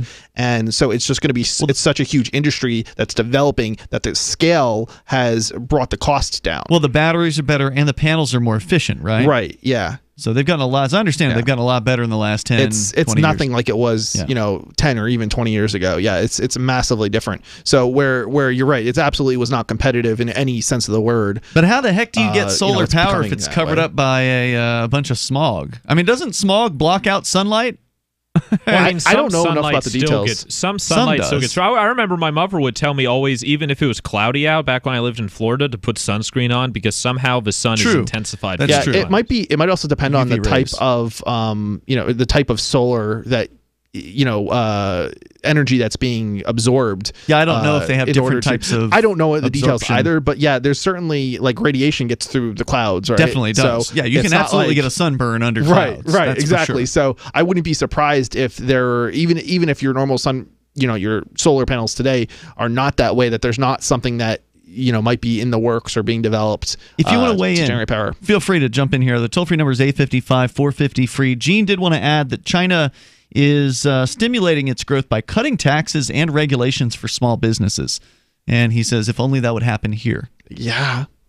And that would be nice. The toll-free number again, 855-450-FREE. So, speaking of regulations for small business, Chris, you've got a story about the minimum wage. Oh, yes. It's back in the news. I heard that the Democrats are putting forward a bill to raise the minimum wage nationally to $15 an hour. Is that what this is about? No. So this is talking about going from $15 the minimum wage to $33, or basically why it's quoting why we need a $33 an hour minimum wage. From who? And this is from the New York Times. So oh God. Yeah. So yeah, I mean, they're serious about this. Perhaps no other time of the year is it clearer that elective self-denial is just another privilege of affluence. If you indulge in December without abatement, then you are likely to approach January with the intent to say no to cheese, to craft beer, to Shake Shack, to cake donuts, to the You know what Shake Shack is, Vincent? No. It's like a New York area, like Shaken Burgers chain. You can find them in some of the airports. They're not bad. To the braised short ribs you have perfected in an instant pot. You will stay home and make salads and eat undressed grains, and presumably the money you save will be spent on virtuous things. Is this an editorial piece? Because this doesn't sound like this news. Is so pretentious. Oh my God. That's a good question. So let's see here. I'm assuming it is, Okay. but I'm not 100% sure on that. During these exercises and asceticism, you may often feel hungry. Asceticism? Asceticism? Asceticism. Is that not? Can you spell it for me? Asceticism. Asceticism. Sorry, asceticism. Asceticism is like going... I've never even heard of that word. Okay, I'll tell you what it is. It basically means, I may not have the exact definition, but it basically means to go without. Okay. So you're being... An ascetic is someone who, doesn't indulge, doesn't eat, doesn't... Like monks. Yeah. During these exercises in asceticism, you may often feel hungry, but in most cases, you will not think about hunger in any broader or meaningful sense. Does that actually happen? I mean, he's saying people that spend a lot during the holidays actually go hungry during the month of January? No. Or are you just hungering for the lifestyle that you had in the last month? Is he using it in a, you know, kind of a an analogy or a anyway? I think it's because, since this is, in my interpretation, since it's in relation to the minimum wage, I think it's probably like going hungry to avoid or to save up money. Yeah. This is not necessarily because you are cold and indifferent to the misfortunes of others.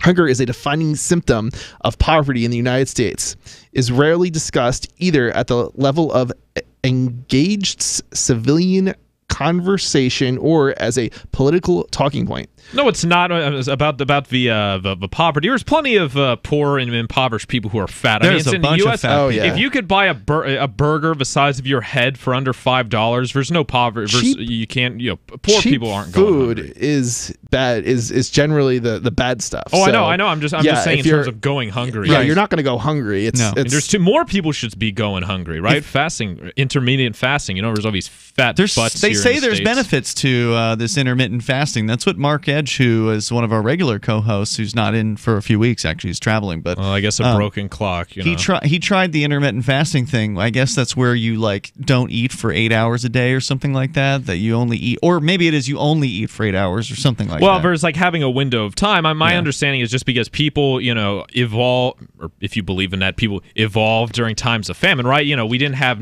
people for this. Only a fraction of the amount of time we've been on this planet, but there's been an abundance of food, at least in the States, and so like people aren't used to having all the food they want. It's like a dog, right? You could feed it until it's sick. Just keep eating. It's like people. Some dogs are like that. My dog's not. To do so would be to admit to a failure of democracy for which too many are to blame. Yeah, can you believe this? I mean, this is a really They're claiming that the fact amazing... that some people aren't able to eat, you know, like high quality, the best, highest top cuts of steak, it means that, you know, it's a failure of democracy. Yeah. The fact is steak is available to you, you know, at a very low price, considering what you would have to do if you wanted to have your own cow and slaughter the cow. Well, but it's more expensive now just because there's a lot more regulations and environmental things. Steak was actually a delicacy, you know, until a couple hundred years ago. Mm-hmm. It was not something that, you know, you would be eating on a daily basis, well, meat in general, even like a weekly basis. Well, now people are buying steak with their EBT cards. Right? Like. So I don't know if I buy the claims, but there's more to the story. Oh, yeah. We're going to get into it coming up because he's going to get to the minimum wage here at some point and advocate for that. And we'll tell you why that's a terrible idea. And that's not because we hate workers or anything like that. The toll-free number is 855-450-FREE. Like freedom, more ridiculousness from the New York Times coming up. It's Free Talk Live. From the second letter of Captain Mark. Any pirate knows that commerce is communication. Markets condense oceans of information into a single price. Innovations in communication are circumventing the scrutiny of the Crown. This signals a change in the coin of the realm. The Crown uses digital currency to surveil, censor, seize, and destroy wealth at will, so pirate currency must protect us from this weaponized money. We need to move funds further, faster, cheaper, and without third-party observation, basing decisions on an accelerating flow of information. So pirates require nearly instantaneous transactions with no arbitrary limits on volume or artificial influences on fees. Most importantly, a pirate currency must preclude centralization. Otherwise, it will become another link in our chain to the Crown. A superior currency will result in the obsolescence of the coin of the realm and the extinction of the Crown itself. Trade above the grid. Join us at pirateswithoutborders.com. Are you afraid to go to the mailbox because of letter after letter from the IRS? Are they stacking on more and more penalties and interest? By now, you know the problem won't go away on its own. Don't let the IRS chase you to your grave with penalties and interest and liens and levies. You need real help now. I'm Dan Pilla. I wrote the book on tax debt settlement, and I help thousands of people solve tax problems they thought couldn't be solved. I can help you too. Call 800-34-NO-TAX or go to my website, danpilla.com. That's danpilla.com. danpilla.com. Hunters, anglers, campers, and survivalists, get back to nature. Expand your horizons with the highest quality, most versatile, unique slingshots and sling bows on the market at slingbow.com. Slingbow products are compact and models start from just $17.98. They're perfect for your bug-out bag or storing in your vehicle. Give yourself and your loved ones the excitement and tradition of Slingbow, a new frontier in archery and truly modern twist on this primitive survival tool. Feel the thrill only at slingbow.com.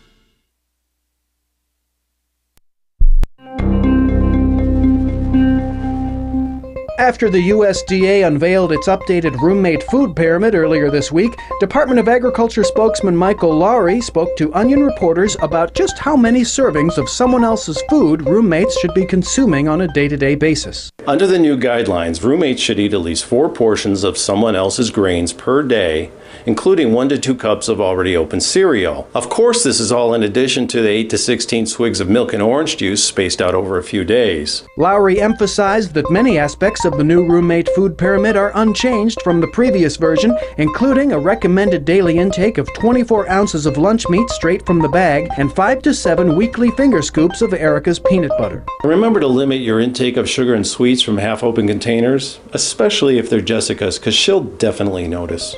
For more on this story, check this week's Onion Review. This is the Onion News Network. LRN.FM is proud to announce our official listening apps for Android and iOS devices. Now you can easily tune into our streams anywhere, anytime on your smartphone or tablet. Just visit apps.lrn.fm or search for LRN.FM in the Android or Apple app stores. Please download, rate us 5 stars, then share the link on your social media and let your friends and family know how you're listening to LRN.FM. Download it now, free at apps.lrn.fm. Free speech is protected on the internet, right? Not always. Government agencies try to limit free speech and commerce on the net. Luckily, when they do, the Institute for Justice is there to defend your First Amendment right to free speech. IJ helped set the first federal precedent for internet free speech in 1999, and ever since has worked to prevent unconstitutional roadblocks in cyberspace. Visit our website today at ij.org. Help get LRN.FM into more ears. Visit promote.lrn.fm for a free bumper sticker, flyers, banners, graphics, and more. Promote.lrn.fm.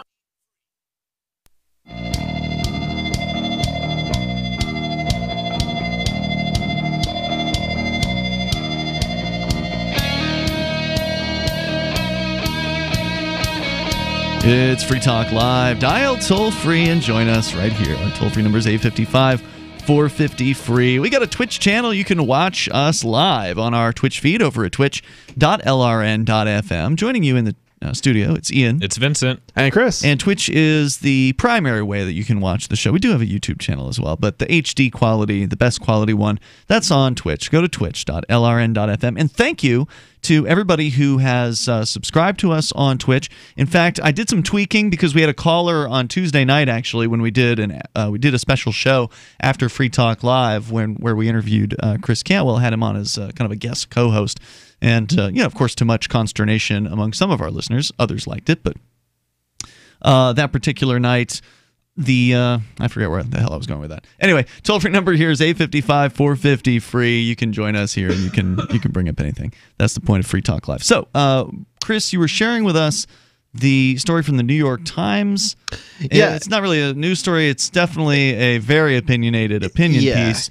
And it's going to get to pitching the idea of a even more ridiculous minimum wage here in moments. Yeah, I mean, so I'm going to skip this one part, but it's basically just saying, bringing out statistics about 1 in 8,000, being food insecure and, children starving. Claiming there's hunger. Yeah. They're claiming there's hunger and that it's a failure of democracy. When the reality is the reason why people aren't hungry is because of the marketplace. I'm not going to argue against the statistics so much as I think I'm going to argue against, the reasoning for the statistics, I guess. So, but let me continue.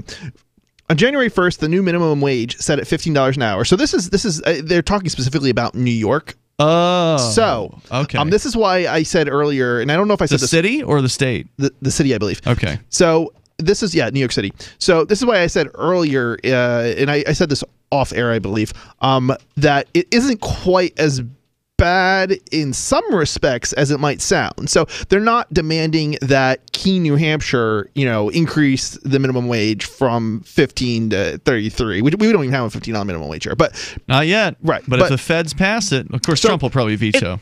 It's still bad because the market should determine what the wages are, not some arbitrary government. Right. There should be no government mandated minimum wage whatsoever. Right. But I think the real problem that we have here is not one of wages not being high enough in New York City, because if you look at the wages in New York City, they're higher than anywhere else. The problem is a issue of money management. Seattle's giving them a run for it, though. I think they're close to 15 as well, or shooting for 15. I think they're getting there. I think they've got they're certainly probably competing with New York City. I think they're going like to like 13, 14, 15. So like every year or two they're going to up it, and then maybe like 2020 they're going to have 15 as well. Well, here's the interesting thing: New York already has very high wages, even for jobs that are like not good jobs, right? Yeah. So it's and one of the things that people, this is my impression anyway, of what's going on is people are not living in the appropriate place relative and commuting into New York City. So if you want to live in Manhattan and you're making $100,000, you're not going to be able to, you're going to be starving. And on the other hand, if you're making $100,000 and working in Manhattan, but you're living out in Pennsylvania and commuting, an hour to work, or all of a sudden you are wealthy. Mm-hmm. And so this idea that you have to move from $15 an hour to $33 an hour so people don't starve is just ridiculous. Well, let's hear more of the pitch. I was just going to, before I forget, since you mentioned you think it's an issue of money management, I personally think a lot of it also has to do with the kinds of jobs people are looking for and the degrees they're getting, because, you hear often that a lot of the jobs people don't want, like plumbers, electricians, absolutely. Those pay decently, but you don't have to go to, you can't go to college for it. You have to go to a trade school or get an apprenticeship. While now all this propaganda from the schools and the media and the parents saying you have to get a college degree, it doesn't matter what. So people are getting misdirecting students into career paths that are not going to make them any money. Absolutely. Like it's to say they get, what was it like? People joke about like lesbian dance theory and basket weaving, but things like archaeology, art, English degrees. It might be fun to learn or interesting to learn, but you're not going to go into there's not a huge job market for it. Yeah, commercially. Right, and the rest of society shouldn't be forced to subsidize the people who have gone down the wrong career path. What people should do is take responsibility for themselves and fix the bad decisions they made by switching and looking for a different type of work, looking to get a different education if that's what needs to happen. On January 1st, the new minimum wage set at $15 an hour went into effect in New York City, and most companies Whoa, hold on. Details on this from CBS News. The legal minimum wage for New York City employers with 11 or more workers rose more than 15% to $15 per hour from 13. So maybe if you don't have if you've got 10 employees, maybe this doesn't apply to you. Well, that's certainly a good thing, but I don't know how much of it's really gonna. My questioning here is it even going to matter? Because the wages in New York City are super high already anyway, and anybody who needs to, the cost of obviously the cost of living in Manhattan is just ridiculous, and people even making really, really good money can't afford to live in Manhattan.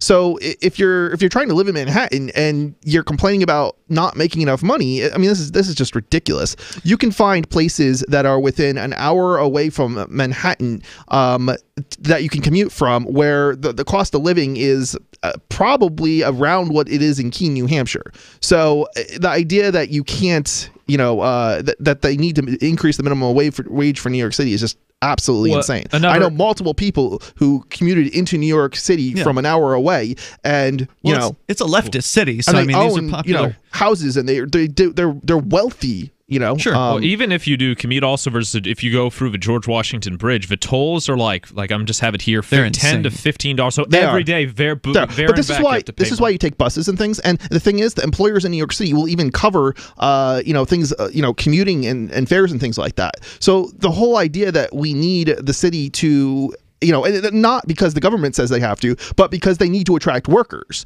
Well, if it's a market for employees, then yeah, they've got to keep competing and offering more benefits and better pay. Exactly. And so you actually, employers already are paying really good salaries. Now, some people don't want to have to commute, and I understand that it takes a toll. It takes a toll on you. It does. But there are, if you're going to be making $100,000 a year and living in the suburbs, you're going to be doing really well, financially. So interesting from this story, which is over at CBSNews.com. The headline is New York City restaurants cutting staff hours as the minimum wage hits $15. Quote from owner John Bluestein. He operates 6 New York City restaurants that employ between 50 and 110 people each.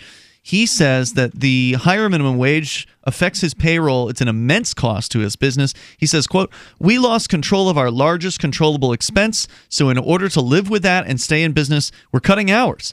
He said he's got to scale back on employee hours, and he no longer uses hosts and hostesses during lunch on light traffic days.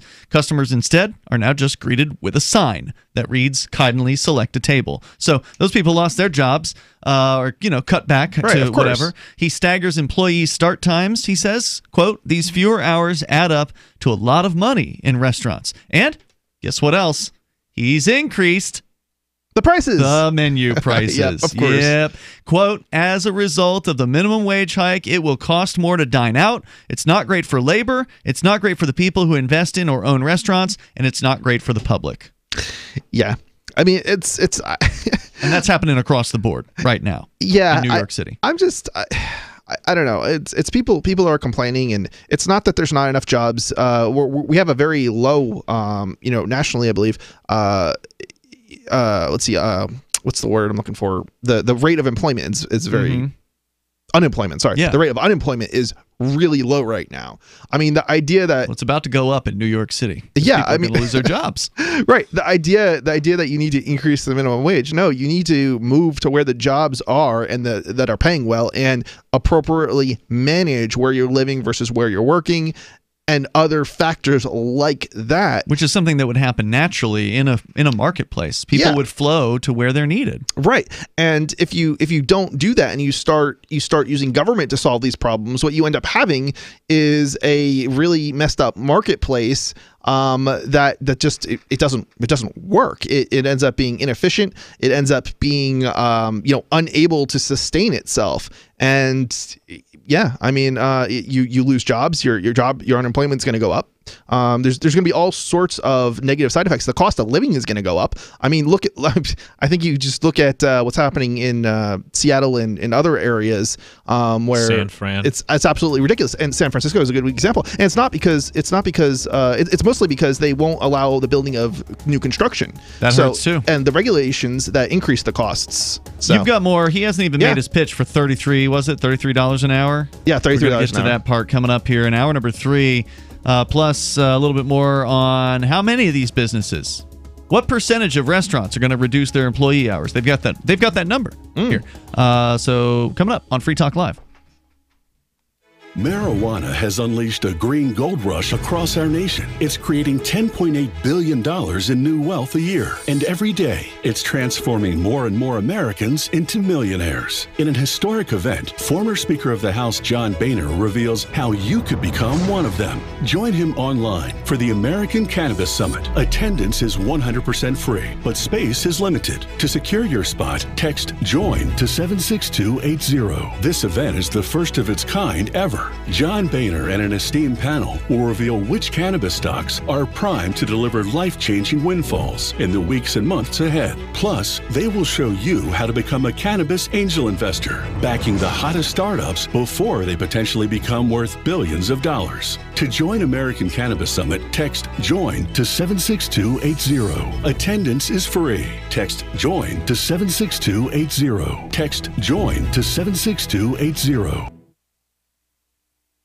There are basically 2 types of advertising: direct response and branding. Radio's great for direct response with its low cost to listener ratio, but audio can't be beat for branding, which is a longer-term endeavor. You want to be the first thing that someone thinks of when they think about your product or service. If you have a local business that you want kept top of mind in your community, call the station. If you need national reach, Free Talk Live's got around 200 radio stations, millions of monthly listening sessions, can suit all budgets, and if we don't think we're right for you, we'll tell you. Email me, mark@freetalklive.com. There are lots of ways to listen to Free Talk Live. Our podcast has been around since podcasts began, and now the FTL feed is loaded with content besides our full show archives. Did you know that we make it easy for you to customize your podcast subscriptions? We have different feeds, one that includes only our full shows, one with just the Daily Digest, and one with just the Edgington Post. You decide what you listen to. It's quick and easy to customize your feeds at feeds.freetalklive.com. That's feeds.freetalklive.com. You're listening to the live edition of Free Talk Live. Hour number 3 is next after the news here on the Liberty Radio Network at LRN.FM. This is the Liberty Beat, your daily source for liberty news and activist updates. Produced in partnership with SNLS News and listeners like you. Find the Liberty Beat online at snls.news. I'm Mick Murrow with the weekend edition of the Liberty Beat for the week ending January 18th, 2019. Gold opened Friday, January 18th at $1,282. Silver opened the day at $15.38. And Bitcoin was trading at last check around $3,597. Today's prices are brought to you by InnoScale. Take off with Managed Cloud. Looking for a safe, secure way to store your important files online? Let InnoScale handle it for you. Their high-availability cloud servers are the perfect solution for clients needing one or more secure, scalable servers with built-in hardware failover protection. For details, see them online at innoscale.net. In the news, citing a report from BuzzFeed, CNN is reporting that President Donald Trump personally directed his longtime former attorney Michael Cohen to lie to Congress about the Moscow Trump Tower project. 2 federal law enforcement officials involved in an investigation of the matter told BuzzFeed that Trump directed Cohen to claim negotiations to build a Trump Tower in Moscow ended months earlier than they actually did. The law enforcement sources told BuzzFeed that Cohen confirmed to special counsel Robert Mueller's team that Trump issued the order to lie to Congress. Mueller's office learned Trump directed Cohen to lie to Congress through interviews with multiple witnesses from the Trump Organization, internal company emails, text messages, and other documents, according to the BuzzFeed report. The Liberty Beat is sponsored in part by Brave Botanicals, high-quality kratom and CBD at reasonable prices with excellent customer service. Brave Botanicals is activist-owned and mission-driven, fighting for your right to consume plant-based medicine and natural remedies. Find out more at mybravebotanicals.com. And right now, a special offer for Liberty Beat listeners. Use promo code SNLS at checkout to receive 10% off your purchase with My Brave Botanicals. Your news now continues. Wyoming lawmakers have turned down a bill that would have allowed possession of hemp extract for medical purposes, according to the Associated Press. The Wyoming House Judiciary Committee voted not to advance a bill to decriminalize CBD, a non-psychoactive component of marijuana. The Casper Star-Tribune reported that 17 states have legalized products containing CBD compounds, advertised to treat a range of conditions, from muscle pain to seizures. Proponents testified that using CBD obtained in other states has helped them. Committee members voted 4-4 against the bill amid concerns the U.S. government continues to classify marijuana as a top-tier controlled substance. A similar bill failed in the Wyoming legislature last year. A Kansas City, Missouri couple claims in a federal lawsuit the state requirements for foster parents who own guns violate their constitutional rights. The Associated Press reports that foster parents in Missouri are not prohibited from possessing firearms if they are otherwise legally allowed to do so. But the Missouri Department of Social Services imposes several restrictions on them. According to a report from the Kansas City Star, the rules include storing firearms and ammunition separately, keeping firearms locked in areas inaccessible to children, and keeping firearms in a locked area in any vehicle transporting a foster child.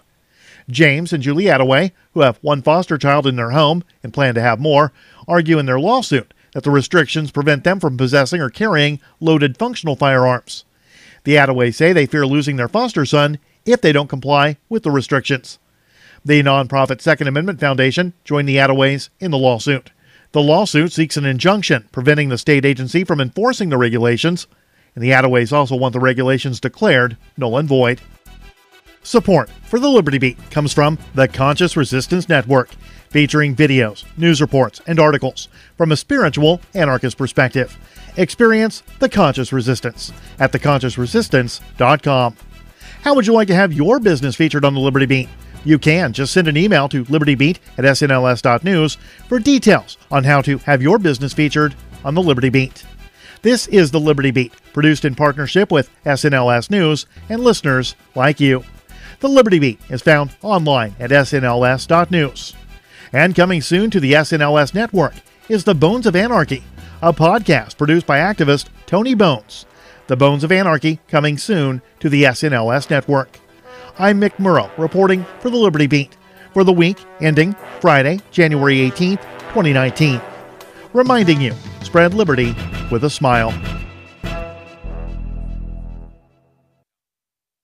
A report from the National Center for Education shows that an alarming 10% of U.S. high school students graduate without basic object permanence skills. According to the study, a growing number of American seniors are lagging behind their international counterparts when it comes to the crucial knowledge that things don't just disappear if you're not looking at them. Because it exists even if your eyes can't see it. Am I making sense? No. U.S. high schoolers have dropped to 17th in science, 25th in math, and a troubling 180th place in the basic cognitive awareness most humans develop as toddlers. Secretary of Education Arnie Duncan is asking Congress to fund increased after-school disguise and reveal programs. It's time to get the kids excited to learn the most obvious mental concepts that make us capable of functioning. Yeah, I mean, I'd like to do better. It's just I don't know how I'm supposed to learn anything if I don't even have a teacher. I'm still here, Vanessa.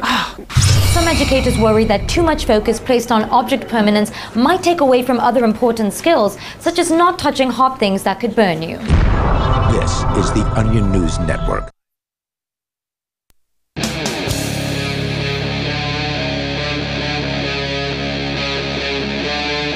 Free Talk Live.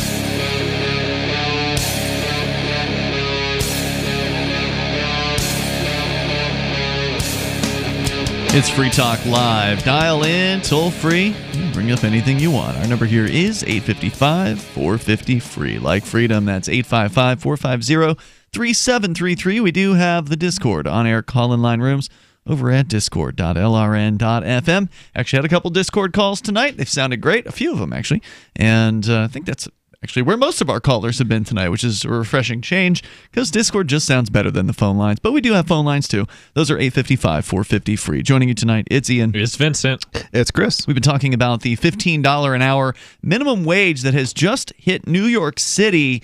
According to the article, you've got an opinion piece about it, Chris, over at the New York Times, where they're actually going to be advocating for more than doubling that to $33 an hour. So we're going to get to that.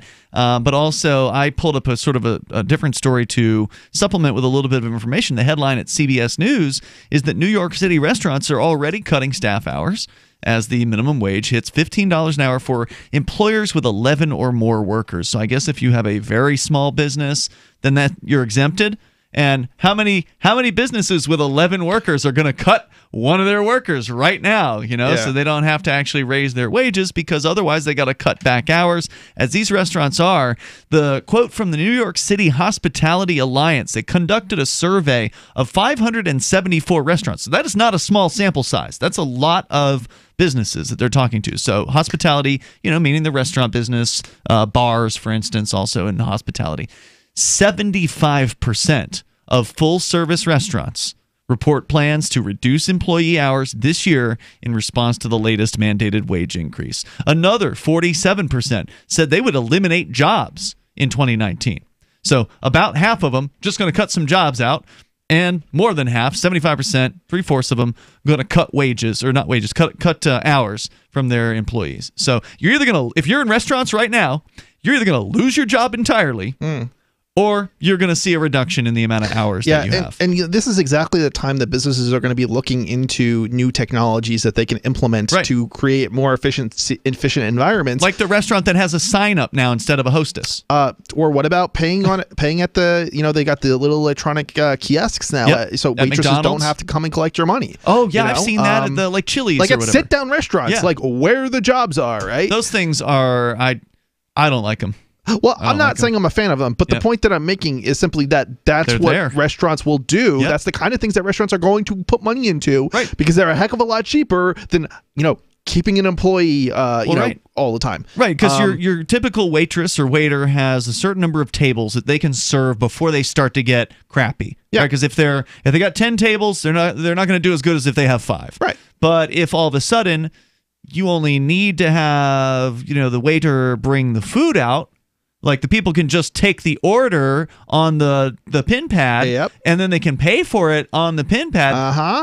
At some point you're just gonna have a robot bring the food out, and then the waitress is gone entirely. These are not even jobs that are really necessary in order to operate a restaurant. No. They're essentially jobs that are nice to have, to bring people in and be friendly and things like that with the patrons. But you can replace them if that's what has to happen. And they'll have to. And that's what's going to happen. Especially if they go to $33 an hour. Absolutely. So you go from having whatever minimum wage was before to having no job. That's right. I'd be curious to see the politicians who put this forward and supported it to see if they've been see if they will be or already have been reelected, because this is like one of the most basic ways to pander to votes, right? Yeah. It's a convoluted, ineffective method of wealth redistribution. And it's terrible economics. And so it's like, and it's like everyone loses except the politicians who put it forward, because they get to say, oh, I'm helping poor people. I get, give me your vote and I'll give you more money. In the end, no one gets more money except probably that politician. Yeah. So here's a little quote from the story here. A single parent with 2 school-age children, and this is going to just demonstrate how ridiculous this is. For example, we need to make nearly $69,427 a year, according to the city's Harvest's self-sufficiency calculator. That amounts this is for what? Just to cover costs of living? Yeah. In New York City? Yep. Amounts to an hourly wage of just under $33 an hour. Now let's think about this for a second. $69,000 a year, if you work in New York City, if that's what you're making, from one of these jobs, okay, you're gonna end up, if you say move from New York City to New Jersey, or even better, Pennsylvania, you can get a trailer and live off half of this, not even half of this you could live off of, with 2 children comfortably. So this is a money management issue. This is not you could probably have your husband quit his job or wife quit her job or whatever. I lived in New Jersey, and I know people who lived literally in areas that I lived in, and an uncle that I had who also commuted to New York City, to Manhattan, regularly, and his wife as well for a while. Even recently, one of them I think still does. And they're not even making, I don't even know if they're making that much, because the one commutes for teaching a teaching position at a college, which they don't usually pay very well. So really, not college professor. Yeah, so no, not a professor. She's like an assistant or something. Assistant, associate professor. Adjunct professor. Adjunct, I think is what they call them. I have had some complaint that they're not. They're not going to get paid well. So. Anyway, so the point that I'm making is that if that makes sense economically, there's no question in my mind. Not to mention that frequently employers in New York City will pay for the commuting costs. So the idea that you keep raising the minimum wage, they won't. Well, absolutely. But the idea that you cannot make it on $15 an hour in New York City is probably it's misleading, right? Yeah. So this guy, whoever this person is or gal, whoever's writing the story, is not above misleading people. This person. It's not to say that in a sense what they're saying is true, but it's bad money management. Yes, of course. It's not. It has nothing to do with there's not a need for this minimum wage. Right. The market will determine that on its own. If you cannot get employees, to work for $15 an hour, the price is, because they can't afford to, work in New York City and live in the suburbs, then all of a sudden the prices you're going to have to pay more, right? Yep. And assuming that it works financially, obviously, they won't move to, replacing that basically with technology. And people always act as if this is the only way to help people, right? Is by raising the minimum wage, forcing companies to pay people more when they never really get into the root of a problem. Why is the cost of living going up, right? Instead of, having a solution that would really help people, like lowering taxes or controlling inflation, they just want to push for agenda and buy votes. Exactly. And it's not like you cannot reduce the costs of living in New York City or San Francisco. The costs could be brought down substantially, but because of construction's limited, rent caps and regulations, and people preventing new construction to accommodate the demand, the prices skyrocket out of control. Sure. Now, when are we going to get to the actual pitch on 33? Is that coming soon? Well, they mentioned it already. I want to make sure we get. Oh, did he? Yeah. It was because in order to live, they just got to it. I think that was the pitch right there. So it was basically. the 69,000. The claim was you needed to have 33. Yeah. I think that was the main part of the pitch. Yeah, I think that's the best argument that they're and they don't using. tell you where that number comes from. They don't actually put together the 69,000. Self-sufficiency calculator. City Harvest self-sufficiency calculator. Like what percentage of that is transportation? What percentage of that is no, I don't think any of that's rent? here. What what percentage is that? The cost of eating. Is it groceries? They do have. Hold on, they do have a little bit more. So let me continue reading this next paragraph because it does have a little bit more. It doesn't. I don't think it has all of that, but it has some of it. So to live comfortably enough in all but the most expensive quarters in Brooklyn, a 2-parent family with 2 children would need to make about $70,000 a year, which would mean between both of them or between both of them. Her. Between both of them. Okay. Which would mean that each parent would need to earn just over $16 an hour. That figure accounts for the $433 the family would receive in child-related tax credits. All across the city, the cost of basic needs is rising faster for low-income family. Oh, I guess that's basically it. Than conventional inflation metrics actually indicate. So they're saying to live comfortably in New York City, that's what a family would have to. A family of what was it? With 2 kids? Yeah, 2 parents and 2 kids, I believe. Yeah, would have to make. Yeah. Only $70,000. For both of them, so $35,000 a piece for New York City. That's not insane. No, I don't think so either. Well, I think that's like the lowest that they're bringing up. Like that's the lowest you could live to live comfortably. No, that's all but the most expensive. Areas of New York City. So we're coming up here, and they use the term comfortably in that statement. There's more on the way. Yeah, I do believe that's what I said. Beautiful little puppy. I mean, we walk around the block, and neighbors always say her hair is so beautiful, healthy and shiny and glossy. DINOVITE.com. Fatty acids, omega-3s, and omega-6s are great for healthy skin and soft, shiny coats. I would really recommend people starting their puppies on Dinovite before they get into what I would call the misery index. Bad skin, bad ears, bad breath. Because if they're getting all their vitamins, micronutrients, microbials from the beginning, then you're not going to run into the problems associated with the allergies, grass, pollen, dust, dirt, fleas, ticks, you name it, and the itching and shedding down the road. Our vitamins and enzymes replace the nutrients cooked out of most commercial dog foods. Dinovite for life. This is Ed Lukasevic. And Cindy Lukasevic. Inviting you and your pets to Dinovite. 859-428-1000. DINOVITE.com. Smart Cash is a peer-to-peer digital currency that is fast, secure, and easy to use. Smart Cash also features smart rewards, a price stabilization mechanism, and a way to encourage long-term holding. Long-term holders are key to the project's success. You can earn smart rewards on any address for which you hold the private keys, which holds at least 1,000 smart for 1 month and does not make any outgoing transactions during that time. Smart rewards are distributed every 47,500 blocks to all eligible addresses. Learn more at smartcash.cc. You want to know the 37 items you must have to survive a crisis? Then I've got some good news for you. Former CIA officer and New York Times best-selling author Jason Hansen is now giving listeners a free copy of his book, The Escape Bag Blueprint, 37 Items You Must Have to Survive a Crisis. You can claim your copy at freeescapebook.com. Don't delay. Jason reveals the guns, knives, flashlights, and water filters that could save your life in an economic collapse or grid-down event. Get your free book today, freeescapebook.com. freeescapebook.com. Since time began, tyrants have taken aim at personal liberties. Now there's a movie that aims back. The government has no more right to tell us what to put in our bodies than they have to take our guns or tell us what books we can read. 6 drug police were eaten by bears while raiding a marijuana farm. On your knees, you dirty hippies! Jesus. On your knees! What's the the problem, officer? Today, many cops who enforce pot laws do so only because it provides them with cushy jobs, good benefits, and a chance to push people around. I was an undercover narcotics officer. The drug war is nothing but a farce. The Second Amendment says you got to keep you and your get intact. Guns and Weed, The Road to Freedom. A film by Michael W. Dean and Nima Vadati. DVD available now at gunsandweed.com or on Amazon. That's gunsandweed.com. Makes the perfect gift. Remember, that's gunsandweed.com.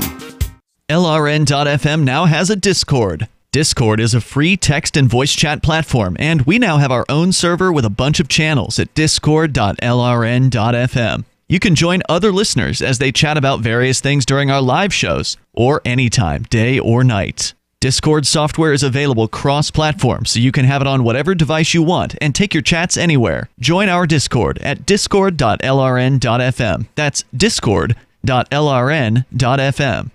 This Your Family Today tip is brought to you by Lil Drums. Every bit as fun as a full-size Nestle drumstick cone, and definitely cuter. Visit us at drumstick.com. Vacations are all about family time, but you don't have to leave home to have fun. Take 1 weekend a month and devote it to family activities. Pull out the board games and puzzles, serve up some treats, or have a picnic. Even without leaving home, you'll feel like you've really had some time away. For more tips like these, visit us at parenthood.com/yourfamilytoday. Some of our live shows are streamed in HD on Twitch. Please follow and share at twitch.lrn.fm. That's twitch.lrn.fm.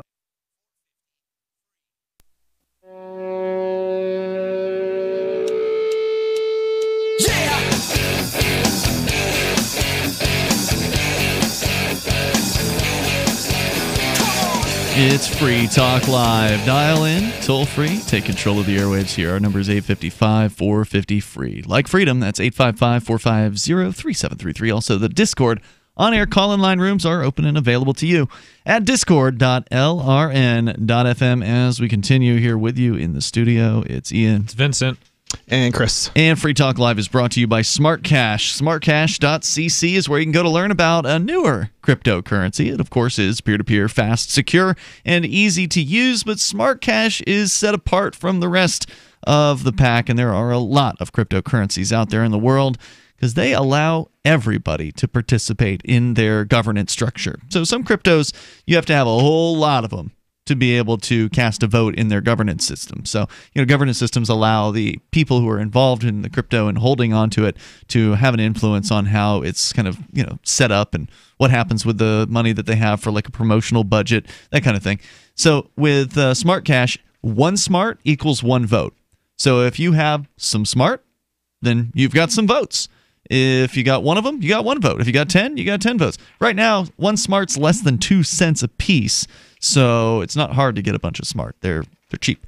You can go to smartcash.cc to learn more about it. And their Smart Rewards, which is a price stabilization mechanism and a way to encourage long-term holding, which they say are a key to the project's success. So if you are holding on to at least 1,000 smart and you have that in your wallet for which you control the keys for at least a month, then if you have it for the right time period, it's usually basically about a month, and you don't make outgoing transactions during that time, you will get Smart Rewards. So you can learn more at smartcash.cc. Once again, that's smartcash.cc. Let's go back to your calls and thoughts. Tom is on the line in New Hampshire. Tom, you're on Free Talk Live with Ian, Vincent, and Chris. Hello, Tom. Coming up. Hello. Can you hear me? Yes, go ahead. There's a lunar eclipse coming up. Okay. And the Red Sox, by the way, broke the curse of the Bambino during a lunar eclipse in the 2004 World Series. Here's a question for you. What percentage of lunar eclipses happen during a full moon? All of them? Correct. A lot of people don't understand that, so I'm just bringing that up. Now, the partial government shutdown, on that point, just in case a lot of people don't fully understand this, the House of Representatives passed a budget, and it doesn't include any money for the wall that Trump wants. Right. And it does include money. It just doesn't include all the money he wants. And the Senator Mitch McConnell says on the Senate side, the Republican leader says, well, since the president's not going to sign it, there's no point in even taking it up. Why waste our time? But there's a growing feeling that Congress would simply override the president's veto and pass the budget anyway. So it's really Senator Mitch McConnell of Kentucky. Well, those unions are definitely going to be breathing down their necks, right? All these government workers unions, they want to get paid. So go ahead. And your listeners who are listening over WOMI 1490 Owensboro, Kentucky, and 99.1 FM, and maybe some Kentucky residents listening in nearby Evansville, Indiana, WGBF 1280, you need to understand that Senator Mitch McConnell of Kentucky could simply take up the hearings and have the Senate pass that budget and send it to the president, and when the president vetoes it, then Congress overrides the veto. That's why the Founding Fathers set up... Well, maybe they don't feel they have enough votes for the veto override. Well, so what? Then it's the fault of the ones that vote against the budget, as opposed to Senator Mitch McConnell, who, by the way... I see what you're saying. You're saying put it out there just to see what happens? Yeah. Senator Mitch McConnell's seat is coming up for election in 2020. Well, I hope the government's still shut down by the time that happens.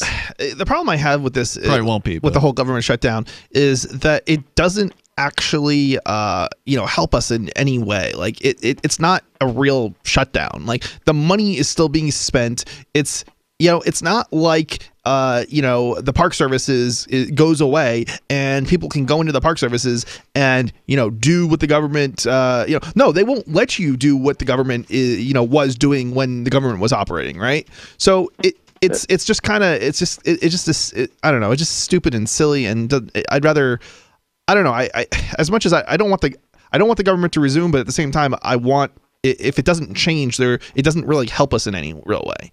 Yeah, well, that's the big question is, will something change out of this? Will this go on for long enough to where people quit their jobs? Because that's going to happen. There's going to be people who say, you know what, I just can't wait. I got to pay my rent. And they're going to go find some other work. And then if people are quitting their jobs or calling out, if the TSA is still able to screen people as fast as they've been screening them, because Mark Edge, and thanks for the call, Tom, I appreciate it. Our co-host, Mark, I had him call in on Wednesday night because he flew out of Hartford, Connecticut on Wednesday morning. And I said, give us a TSA report. What was it like? You've flown out of the airport before.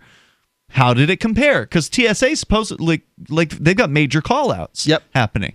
And, typically double the typical number of call-outs are happening. He said it was faster than it's ever been. Yeah, I also think a point that I should raise here is with that is about the speed is during the normal during the non-holiday season, right? Mm-hmm. The number of flights is not anywhere near, the number of people going through the airport is not anywhere near the same. Sure. So, but they still have to employ those people.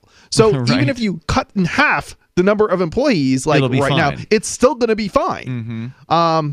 So I mean, I don't know exactly what the numbers are, but presumably it would be fine because we all know that during certain times of the year, the numbers drastically increase. Can this government shutdown go on for long enough to where the numbers on the government's rolls actually reduce and that it actually results in people not wanting to get those jobs, right? Because if people quit and they say, that's it, I'm done, I got to pay the rent, I'm out of here, I'm going to go work at McDonald's or whatever, get a real job in the real productive economy, and they leave, there's not going to be a big line of people lining up to get a job that they're not going to get paid for, right? So if you actually have the government reduced in size by simple attrition, then could those changes stay?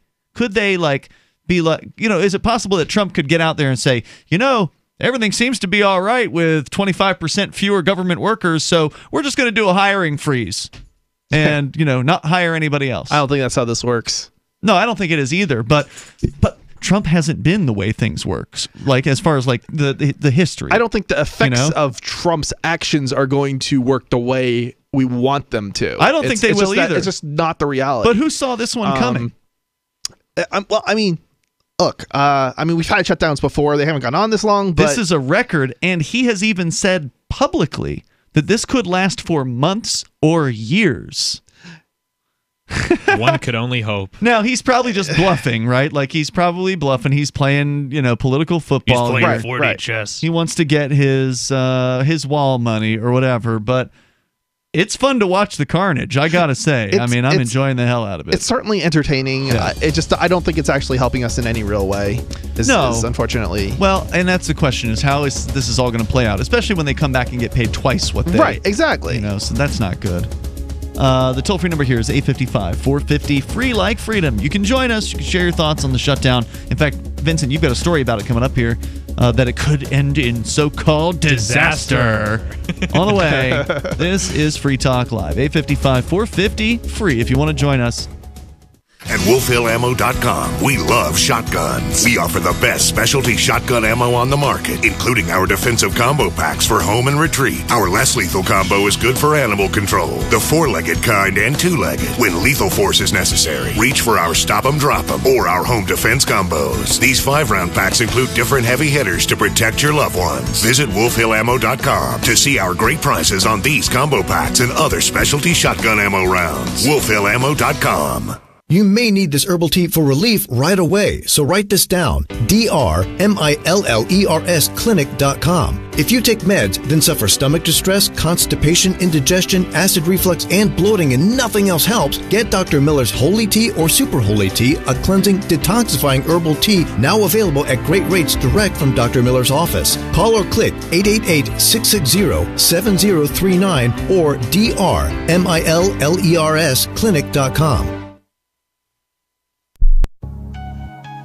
A congressman recently revealed that legislation totaling 2,900 pages and involving more than $1 trillion was available to members of Congress for less than 48 hours to study and consider. That's over 60 pages of legislation per hour. Do you think anyone read the entire bill? I'm Jim Babka with DownsizeDC.org. Consider a proposal buried in a 3,200-page, $388 billion bill, which would have empowered committee chairmen or their agents to examine Americans' tax returns. When this horrible provision came to light, no one claimed to know how it got into the bill. One congressman questioned said, "I didn't write it, I didn't approve it, I wasn't even consulted." If your attorney represented you this way, he might be disbarred. But this is how Congress represents you every day. That's why DownsizeDC.org has created the Read the Bills Act. You can force Congress to read their bills before they pass them at DownsizeDC.org.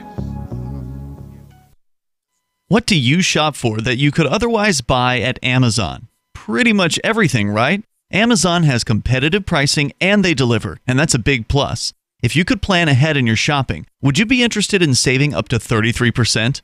There's a catch. You have to do your shopping in Bitcoin. But imagine those savings. It's like a huge raise. All you have to do is go to saveitpurse.com. We've saved thousands, and you can too. Plan ahead and save. Saveitpurse.com. The LRN.FM social media channels have been revamped. We've eliminated Facebook and focused on other platforms like Twitter and Mastodon, the decentralized alternative to Twitter. On our accounts, you'll find posts from multiple LRN.FM show hosts together in one place. Follow us on Twitter at twitter.lrn.fm, or better yet, move to the decentralized Mastodon social media platform at toot.lrn.fm, toot.lrn.fm. I think you'll like it. Why did you move to the Shire? I moved here to the Shire because there's other people around who take liberty just as seriously as I do. I moved to the Shire because I saw videos of people challenging authority and thought that I could get support myself. It called to me, like, do this, right now. I wanted to be around people like me who got it, and once I got here, I knew there was nowhere else that I wanted to be. I've always wanted to change the world, so I moved to the Shire to join people who were actually working towards doing the same thing. The people here are awesome, loving, and positive. It was for the adventure and for the feeling of something important is happening here, and I just wanted to come to sort of be part of that. Visit ShireSociety.com to read and sign the Shire Society Declaration and learn the reasons why, if you love liberty, you should immigrate to the Shire. Plus, connect with others via the forum at ShireSociety.com. That's ShireSociety.com. Love what we do? Please help support our international satellite channels at patreon.lrn.fm. That's patreon.lrn.fm.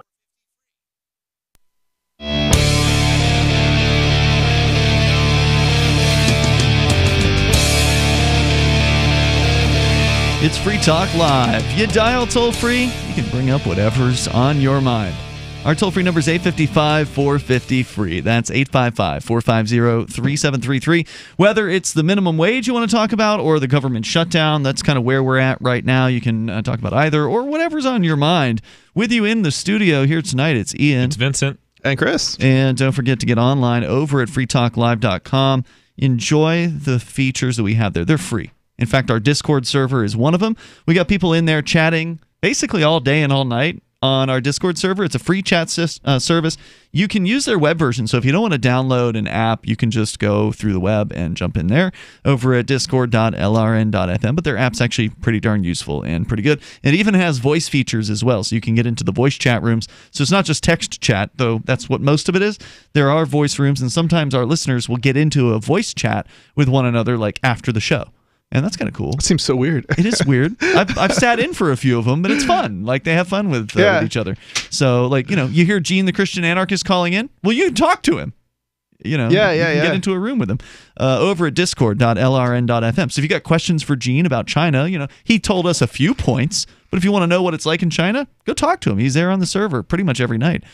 Discord.lrn.fm. As we go to your calls and thoughts, he is Jonathan in Connecticut. Go ahead, Jonathan. Hey, I wanted to talk about Donald Trump. Here you are. Go ahead. All right. Fuck you. Nope, you can't say that on the radio. We're just going to hit the dump button, and then you never make it out. Sorry. I would have, if he actually had an opinion, I would have wanted to hear what it was. Maybe he has an opinion. Maybe that was his opinion. It's like you don't get on the That's air. Not an opinion. You don't get on the air by doing something that results in us having to cut off the line because we can't have radio stations. They can't actually air that. Nope, and they didn't. Right. I suspect not even his first word got on the air. Yeah, it's like even if we wanted that, that to be said, right? Like even if we supported that, it's not going to happen because we can't. Carolina Rebel in the Twitch chat says, "Bless their hearts." Yeah. Let's go to Sarah, who is much more well behaved. Yeah. Sarah, you're on Free Talk Live in New Mexico. Go ahead. I know my limits. Yes. So I was told that she does. McDonald's, they want to be in the big deal about artificial intelligence. They want to get on the bandwagon. Is that for real? Yeah, and what are they going to do with it? Yeah, right. Well, one of the big problem was that the drive-up window. Their French fries were taking a long time. Have you ever been through a drive-up window? Because you don't drive. Well, I mean, I've been through, with other people. Okay, yes. Okay. So you've been a passenger at a drive-up? Okay, go ahead. Yeah, So they wind up, they got mad, and they wind up throwing hot coffee at the cashier. Oh, my goodness. Whoa. So yeah, this is the kind of the way that, if they throw a hot coffee at a robot, because the fries are taking too long, I mean, it's, I mean, the poor robot at the cash register wasn't cooking the fries. Yeah, but I have no idea. I mean, these customers, where do they get all this attitude? And so I really do support all this artificial intelligence. And there was I think it's a good move forward. Where did you read about this? Because I'm looking here and I'm not seeing anything about artificial intelligence and McDonald's. I'm trying to find some sort of related story. Where did you hear this? But I mean, they're the first ones to do it. And I hear about this on the local station. They talk about this kind of stuff. And, and believe it or not, Chris, you're a programmer. You know a thing or two about technology. You do a tech show called Freedom Decrypted on Saturdays from 5 to 7-ish, sometimes longer. Yeah, starts at 5 for sure. Over at freedomdecrypted.com. You talk about artificial intelligence, and you say it's way overrated just in general. I think it's way overrated. It hasn't really progressed in 30-something years, 30, 40 years, and it's not like it hasn't existed. Personally, I think it's a fad. It comes and it goes every 10, 15 years, and nothing ever comes of it. And like, what the hell would you need? I mean, even if we had artificial intelligence, what would you even need it for at McDonald's? I mean, everything there is just probably not. It's automation is what we're talking about, really. Yes, that's what usually when we're talking about artificial intelligence, what we're really talking about is automation, and automation has certainly been improving. Right, it can be more complex. Right, it's more complex. Voice recognition, things of that nature. Touch screens are much nicer and cheaper now than ever. Right. And but this is more an engineering type of thing, and certainly the software is getting better because the computers are getting faster and so on. But the real underlying AI, which is basically software, hasn't really gotten anywhere. It's not going to cook your hamburger any better. If they slap a logo on a robot and claim that it's got AI, I mean, it's not going to impress anybody. It doesn't matter. No. It's a fad. A lot of companies will. It's a buzzword almost. Yeah, it's a buzzword. That's a great way to put it. It's a buzzword, and a lot of companies are saying they're doing AI now. Some of them are tech companies. Some of them are like not tech companies, like McDonald's. Now, I don't know if McDonald's explicitly is doing anything like this because Sarah does frequently say stuff that is not accurate, but there are companies that certainly have been reported that are not tech related at all that have claimed to be doing like AI. So it's certainly not unbelievable that McDonald's could have said something. Most of the time what happens is they say it and nothing really comes of it, and then they stop doing whatever they said they were going to do. Sarah, if they ever even did it. Do you eat at McDonald's? I rarely do. Do they take EBT at McDonald's? Or food stamps? Isn't that the same thing?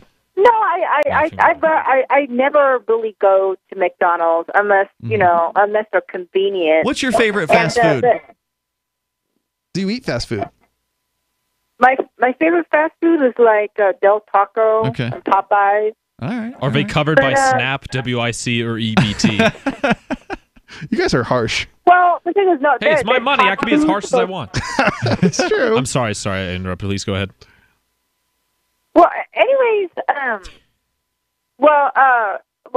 the thing about it is that there was a store that's going to get more of the cash. What is it? The self checkout. That was announced. You mean McDonald's? It was announced they're going to get more self checkout stands. You're talking about like grocery store or like McDonald's? I have no idea. It can't be McDonald's. They're not going to do a self-checkout at McDonald's because there's just too many people who just walk out with a hamburger. Burger King is doing it. Self-checkout?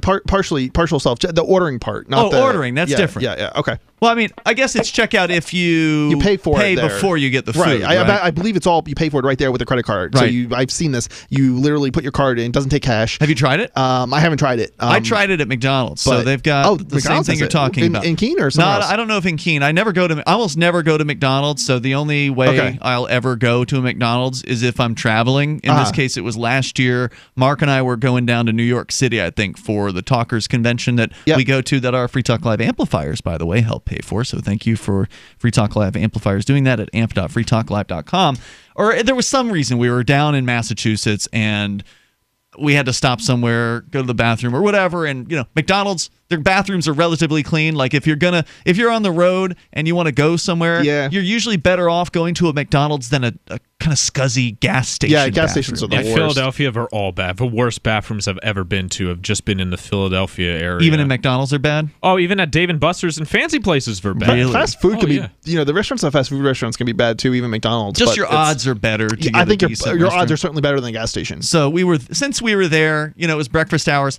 I'm all right with McDonald's breakfast. They're all right. So, they actually had the big screens. You walk up to it. You could still order at a register and order from a person. Yeah. But in order to get more orders in, they got these screens that makes there. sense. A fireplace, really classy. And it was pretty easy to use. I'm surprised they didn't do this years ago. Well, it's coming now, and I bet you it's coming fast. So government, up here. that's what did it. The toll-free number, if you want to join us. Thank you, Sarah, for the call tonight. I appreciate the discussion. 855-450-FREE. If you want to join us, 855-450-3733. This is Free Talk Live. Does your dog itch, scratch, stink, or shed like crazy? come to Dynavite for help. Order a 90-day supply of Dynavite. Dynavite for life. Pick up 2 tubes of Doggo Suds. Get the 3rd tube free. Peppermint, tea tree, lavender, Doggo Sud shampoo. Made with all-natural coconut, jojoba, aloe, great for healthy skin and soft, shiny coats. But no itchy, harsh chemicals. Lather up, rinse away. Try Doggo Suds. Buy 2, get 1 free. At Dynavite.com. DINOVITE.com. Are you a cryptocurrency advocate? The Crypto Tip is the ideal outreach tool to help new people discover cryptocurrency. It's a printable business card-sized tip that you can give to service providers, preferably in addition to a good cash tip. When the server scans the QR code, it'll bring up an explanation of cryptocurrency, how to install a wallet, and allow them to claim the tip. If they don't claim the crypto, you get your tip refunded to you after a time period you specify. Plus, if they do claim the tip, you get an email alert. Create as many tips as you want at cryptotip.org. That's cryptotip.org.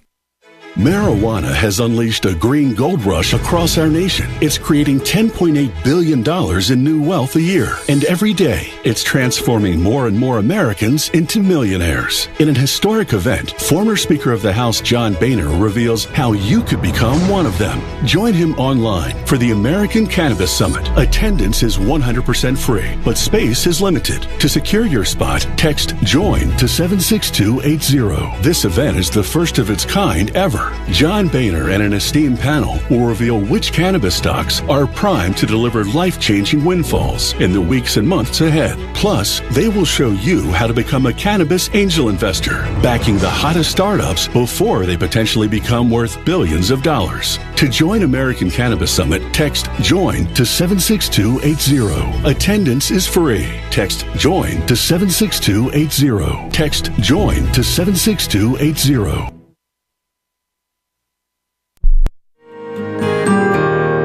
So the protection of life, liberty, and property is what the Free State Project is all about. But it's an effort to move 20,000 people who understand. It's about demonstrating to the entire country that, yeah, we can have a free market, a truly free market. Making it just a freer, great place to live. It's the world's largest voluntarist libertarian community, and it's only getting bigger. That's amazing. To be able to move to a place where other people passionately believe in being free and independent. What the Free State Project is managing to do, though, is to put their money where their mouth is. It's physically getting up across the country and saying, let's go someplace and let's demonstrate the power of these ideas. There's a lot of kind of philosophy that surrounds liberty. There's a lot of thinking about it and talking about it. But here in New Hampshire, people are doing it. 101 Reasons Liberty Lives in New Hampshire, a documentary by Free State Project early movers. Watch it free at 101reasonsfilm.com. 101reasonsfilm.com. Did you know we've taken our LRN.FM telephone listen line to a new level with the LRN.FM audio on demand line? Now you can call 712-770-8447 anytime and listen to LRN.FM's live feed. And you can listen to a bunch of our original shows on demand. Long distance fees may apply. Just dial 712-770-8447 and choose from the menu. 712-770-8447. Looking for a great real estate investment? Consider New Hampshire, which is ground zero for the Liberty Movement. Your first call should be to Mark Worden from Porcupine Real Estate. He's more than just a real estate agent. He's your New Hampshire concierge. Where are the best places to live? Do you want farm, city, the burbs, or forest? Do you want a duplex or multifamily building so that renters pay your mortgage? There are homes in all price ranges in New Hampshire, and Mark can help with financing too. Invest in liberty and property. Mark Worden can help. PorcupineRealEstate.com. Now you can follow LRN.FM on the decentralized Mastodon social media platform at toot.lrn.fm, toot.lrn.fm.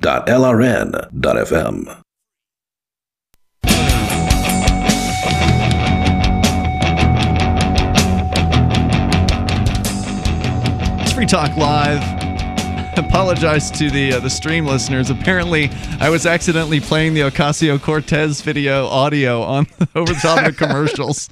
Sorry to our advertisers who were hoping to reach our stream listeners during that last break. But somebody had shared this Ocasio-Cortez, who is the New York U.S. representative who is basically a dyed-in-the-wool socialist. She's been making all kinds of headlines. And apparently she made a dance video when she was in college, and that's what they were talking about in the chat room. So I pulled up. I hadn't seen it, so I pulled it up, and that's what we were watching, or at least that's what I was watching.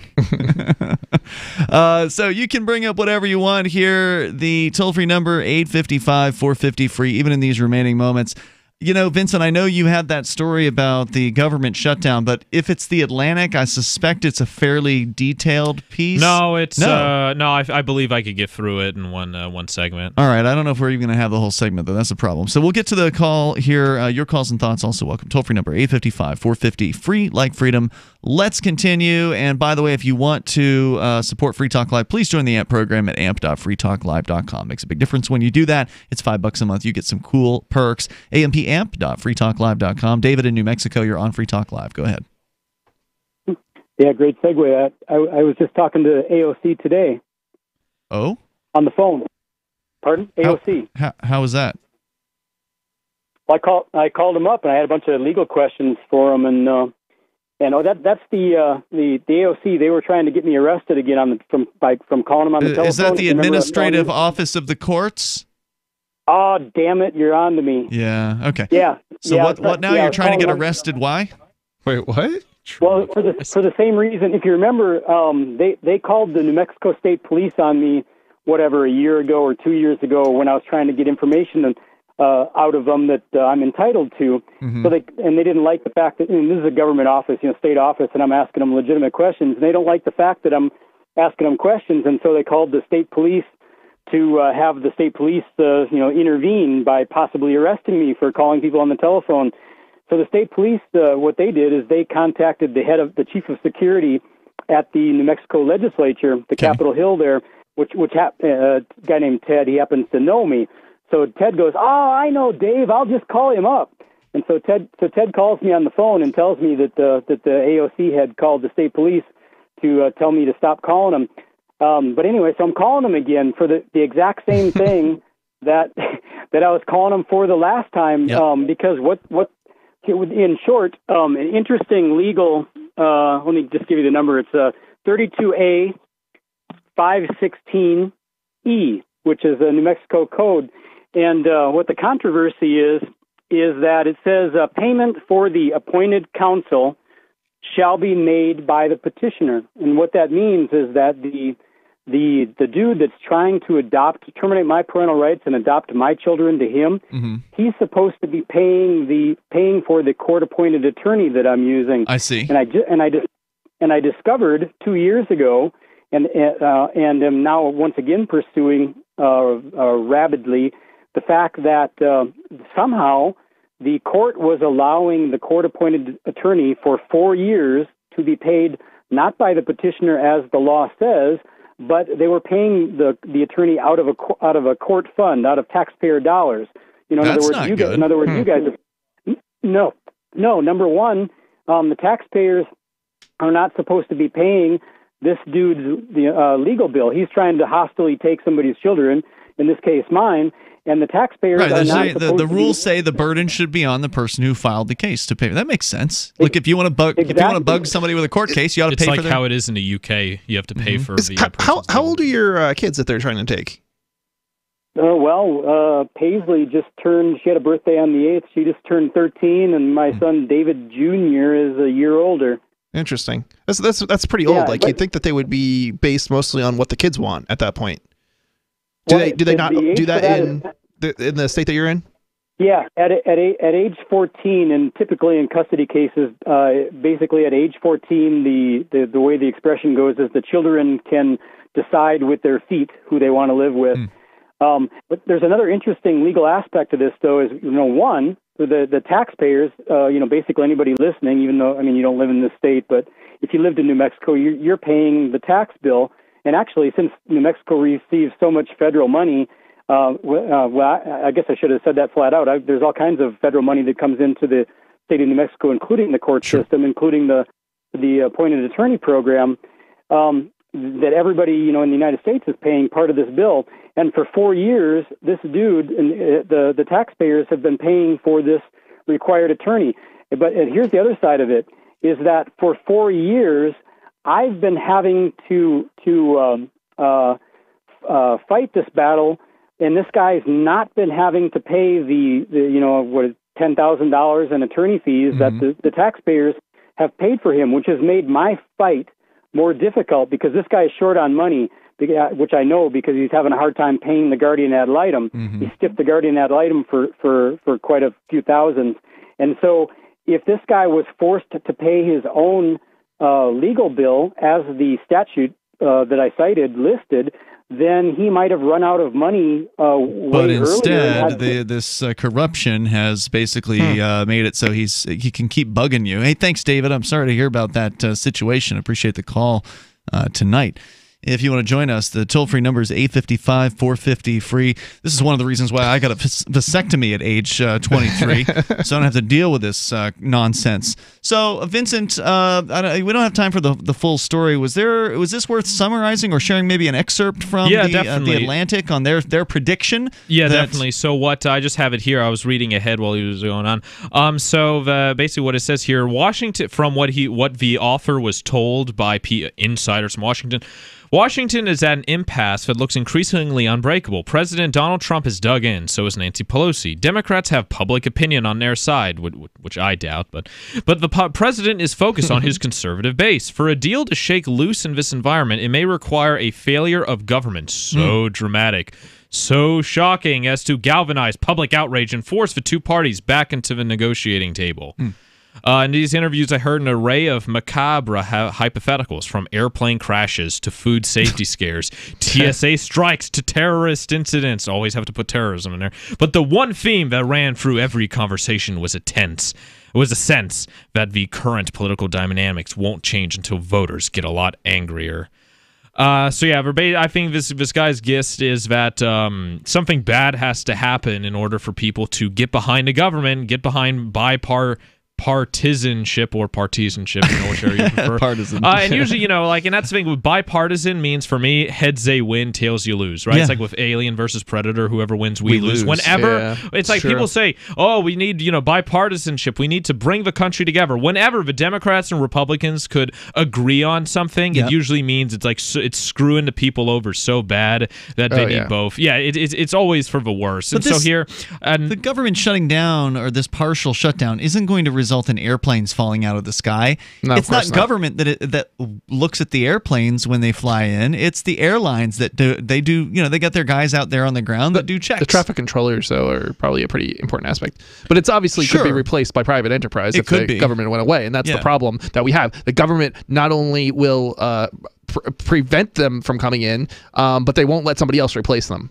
And one thing I'm worried about here is when they mention, I think that since this is the longest one, which I'm surprised it's the longest one. 4 weeks as of today. And that I think one issue is a lot of people are going to realize, because they used to use government shutdown as a threat for the government's going to shut down, people would panic. And then they do it. Well, exactly. Yeah, I think if this goes on long enough, even though that it's not a full shutdown or it's not what people think it means, it's a fake shutdown. Yeah, exactly. Yeah, people will realize, well, wait a minute, the government's been shut down for weeks or God willing, months or years or forever, and nothing bad's happening. The sky isn't falling. So I think I hope they realize that. They don't. Well, but I think, we don't know what they're going to do. Maybe they will, maybe they won't. But I think the possibility is scaring the people in charge here. So I'm afraid that they might do something like a false flag or some sort of manufactured crisis in order to, like a war, right? Make a new war against Iran. There's a lot of people trying to drum up war against Iran on both sides. That they use that as an excuse, or maybe the economy collapses, there's a war, a terrorist attack, for them to say, oh, well, we need the government now, and then they create even a more bigger tyranny than we had before the shutdown. Well, if Congress declares war, which it hasn't done, I don't believe, Congress since World doesn't. War II. It could be NATO, it could be the president, or it could be Trump, Trump, he seems to be kind of more peace oriented than previous presidents. He's talked with Kim Jong-un in a weird kind of way. He's talking about pulling troops out of Syria. Syria, but there's and plenty of Afghanistan. war hawks in his in his cabinet. There's Sure, a lot the of one dude pro-Israel quit. people there. Well, no, you saw Bolton, right? You saw Bolton, who's one of the biggest war hawks. A lot of things, and there's people on both sides, conservatives and liberals, who are drumming up war against Iran because Iran's the last thing. It was Iraq, Iran, Syria, or it was Iraq, Syria, now Iran. One and I thing's think for they're sure, next. we're going to keep an eye on it as much as we can. Of course, we rely on you as well, dear listener, to contribute, to bring stuff up, whatever you want to the table, and also you can submit content right there on our Discord server in the show prep room. So check that out at discord.lrn.fm. We'll see you tomorrow. Are you about to meet the media? If you're about to be interviewed, do their homework for them. Know this about the person who will interview you. He or she is busy, so expect minimal, if any, preparation. He or she doesn't know as much about your topic as you do. He or she isn't as concerned as you are about getting your message out, so you need to take responsibility. Provide a biography and fact sheet, photographs, or other materials that tell your story. Reporters won't be put off if you supply frequently asked questions. Remember, Public Speaking 101, at the end of the speech, what's the one thing you want them to remember? You can download the document I supply to reporters who interview me and squirm through a video that demonstrates how not to conduct your media interview at www.survivalspeech.com. I'm Holland Cook. Are you tired of governments murdering people around the world? Stop using their money. There is an alternative. Bitcoin is a stateless, free market, non-political currency. Bitcoin cannot be inflated or controlled by any government. By using their money, you are helping the state. Stop doing it. You have an incredible alternative available now. Learn it, use it, spread it. Get started with Bitcoin at bitcoin.com. That's bitcoin.com.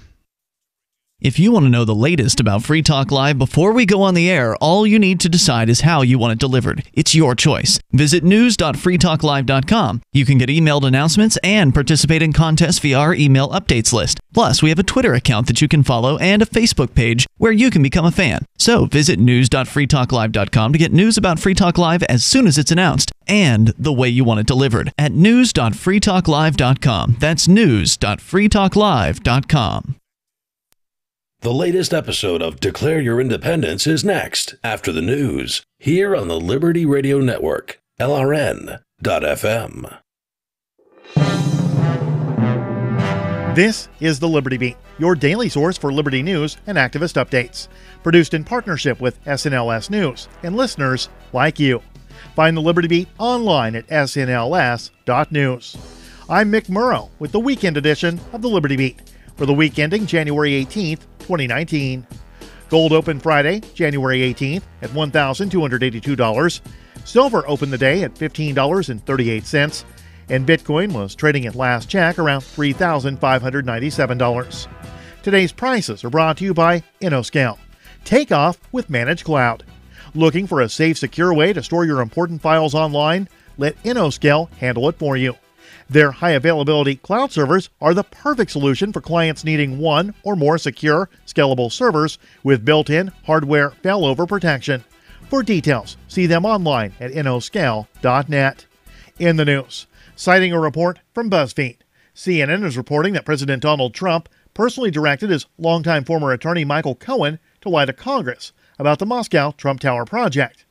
Two federal law enforcement officials involved in an investigation of the matter told BuzzFeed that Trump directed Cohen to claim negotiations to build a Trump Tower in Moscow ended months earlier than they actually did. The law enforcement sources told BuzzFeed that Cohen confirmed to special counsel Robert Mueller's team that Trump issued the order to lie to Congress. Mueller's office learned Trump directed Cohen to lie to Congress through interviews with multiple witnesses from the Trump Organization, internal company emails, text messages, and other documents, according to the BuzzFeed report. The Liberty Beat is sponsored in part by Brave Botanicals, high-quality kratom and CBD at reasonable prices with excellent customer service. Brave Botanicals is activist-owned and mission-driven, fighting for your right to consume plant-based medicine and natural remedies.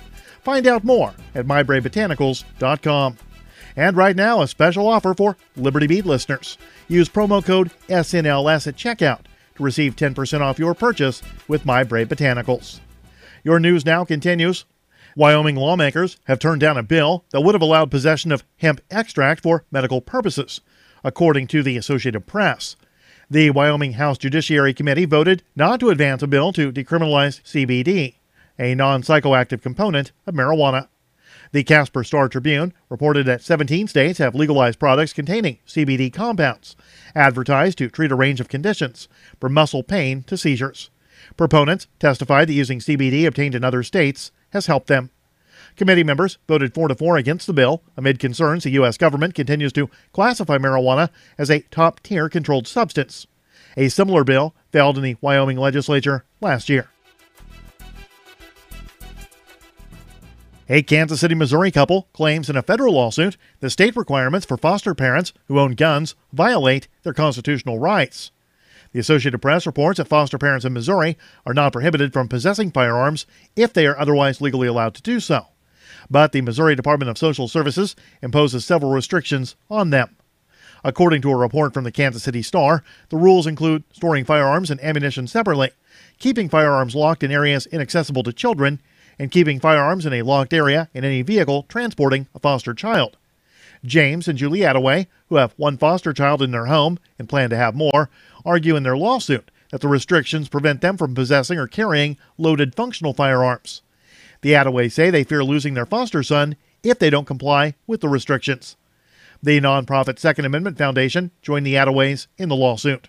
The lawsuit seeks an injunction preventing the state agency from enforcing the regulations, and the Attaways also want the regulations declared null and void. Support for the Liberty Beat comes from the Conscious Resistance Network, featuring videos, news reports, and articles from a spiritual anarchist perspective. Experience the Conscious Resistance at theconsciousresistance.com. How would you like to have your business featured on the Liberty Beat? You can just send an email to libertybeat@snls.news for details on how to have your business featured on the Liberty Beat. This is the Liberty Beat, produced in partnership with SNLS News and listeners like you. The Liberty Beat is found online at snls.news. And coming soon to the SNLS network is The Bones of Anarchy, a podcast produced by activist Tony Bones. The Bones of Anarchy coming soon to the SNLS network. I'm Mick Murrow reporting for the Liberty Beat for the week ending Friday, January 18th, 2019. Reminding you, spread liberty with a smile. Like most married couples, Dale and Barbara Patterson like to shake things up from time to time. The couple of 12 years says they've been able to keep their relationship spontaneous and interesting by bickering in all sorts of different positions and even different rooms. There was a while there when our petty nitpicking got pretty predictable. Dale would finish harping on some stupid bullshit first, and before I had time to get a word in, he would just let out a groan, roll over, and fall asleep. Now he really takes his time ripping me a new one over every little thing. Maybe we'll just pounce on each other the second we get home from work in the evening. And then just go right back at it in the morning. I mean, sometimes we'll look at each other directly in the eyes when we're having an argument. Other times she turns her back on me and I just scream at her from behind. We're not exactly shy about doing it in public anymore. Dale gets pretty worked up when there are people around who could be watching or listening. I still can't believe you forgot. Not now. Oh, come on. I said not now. Oh, what? Don't even. Don't even what? I asked. This is the Onion News Network. And now, live from the studios of Freedom's Phoenix, Ernest Hancock. Believe me when I say we have a difficult time ahead of us. But if we are to be prepared for it, we must first shed our fear of it. I stand here without fear because I remember that I am here not because of the path that lies before me, but because of the path that lies behind me. I remember that for 100 years we have fought these machines. And after a century of war, I remember that which matters most. We are still here!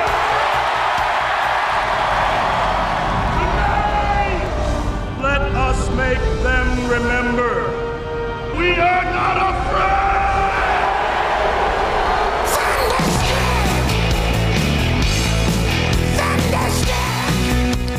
And why are we unafeared?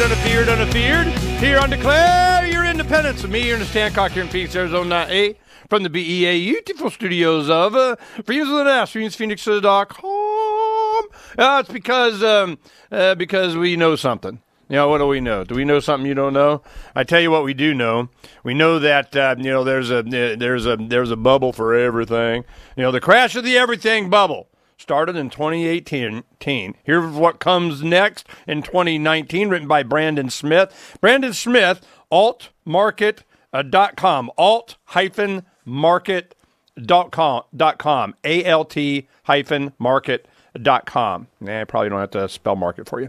So this is a repeat, an interview we had with him. God, it was a while ago, a few years ago. And I think something in the news, the Mayor standoff was going on or something. I think I remember that was associated with it. And he's like, we are prepared, or you better get prepared because what's coming needs to be prepared for. And I'm going to ask Brandon right off the bat. All right, Brandon, what's coming, man? We're here. Hi, Ernie. What's coming next? Well, I would say we're basically right on the cusp of the crash of what a lot of us are calling the everything bubble. And the everything bubble constitutes not just stock markets, but housing markets, auto markets, credit markets, U.S. Treasury debt, and the dollar itself. So that's what I believe is coming next. I think it will progress and accelerate quite a bit this year, 2019. Finishing out with a major threat to the dollar's world reserve status in 2020. Okay. Threat to the dollar, the petrodollar, this dollar, that dollar. We, we know this as, I don't know, Austrian economists, people that go, duh. It is, how's that going to manifest itself? I mean, is it like, the BRICS comes out, gold back yuan or ruble. Middle East goes, screw it, we'll take in any currency or precious metal for our oil. We're going electric and nobody needs oil anymore. Whatever it is, what it backs the U.S. dollar is that everybody's got to buy oil with it. And when it goes away as a reserve currency, it'll come flooding back in, hyperinflation, blah, blah, blah, blah, blah. Then what? Well, I think actually the biggest cause of a crash in the dollar, or the loss of world reserve status, is the Federal Reserve itself. The fact that the Federal Reserve is tightening liquidity into economic weakness, the fact that emerging markets all around the world have been addicted to dollar liquidity for some time, and now it's being rescinded, it's being taken away. I think that this is going to cause a lot of central banks around the world to start basically dumping the dollar and removing their addiction and switching to something else. Now, that something else, there's a lot of debate on what that will be. Basically from globalist white papers and central bank white papers, I would say it's going to be the SDR, the IMF's SDR system, mainly because it seems that the IMF it seems like they're taking on a new sort of agenda, and that agenda is to develop their own cryptocurrency system, sort of a centralized central bank cryptocurrency system for the world. And a lot of their white papers lately are promoting this system. Okay, now whose white papers? Now who's coming up with this? This is the IMF, the International Monetary Fund, Christine Lagarde. A lot of them are discussing a switch to a cashless society. And I think that part of the process of that, and they've discussed this in past papers, that part of this process is the diminishment of the U.S. dollar and the U.S. economy in general to make way for this new global system. So now, this is one thing that when they first came out with Bitcoin was the threat that, they always wanted Big Bubba money. They wanted to be able to turn it off. They wanted to be able to, tag your account in the social score of you're not allowed. They always wanted to be able to confiscate with a button. They always wanted to be, it was supposed to be, these cryptocurrencies were to be able to avoid exactly that. We got pirate money. We got woo, and you can't stop. Then they go after the exchanges. Then they go after the crypto. Then the biggest thing is they can manipulate it because they got so much money. They can do whatever the heck they want. Sell into it till it gets overwhelmed by market demand. But I was never in doubt that it was going to be GoldmanSucks.gov coin. Sooner or later, they're going to have their own cryptocurrency, and it's going to, but if you want easy use and you get paid in your check, and it's kind of wave your hand over retina scan at the grocery store of it's going to be GoldmanSucks.gov Bubba money. And I go, okay, when that happens, is it going to be global or just U.S.? And you're saying that they already, I know they've been talking about it, but you think it's going to be this basket of currencies going to be backed up by the crypto and it's a world thing. And how far off are we? Right. I think it's going to be a basket. It'll be a basket system at first, and they'll use that basket system, the SDR system, as a bridge into a single global currency, because once everything is essentially coupled into this. Well, explain to people SDR. I know it's special drawing rights, but I don't even know what they just called it something. How does that work? What are they talking about? Well, according to the IMF, a lot of people will claim that the SDR is not a currency, but actually people like Christine Lagarde, head of the IMF, have referred to it as the currency of currencies. So they do consider it a currency, and basically what it is it's an exchange mechanism between central banks and governments made up of multiple currencies across the world. But how do they do that? How do they weight it? How do they, see, this is just more central banking.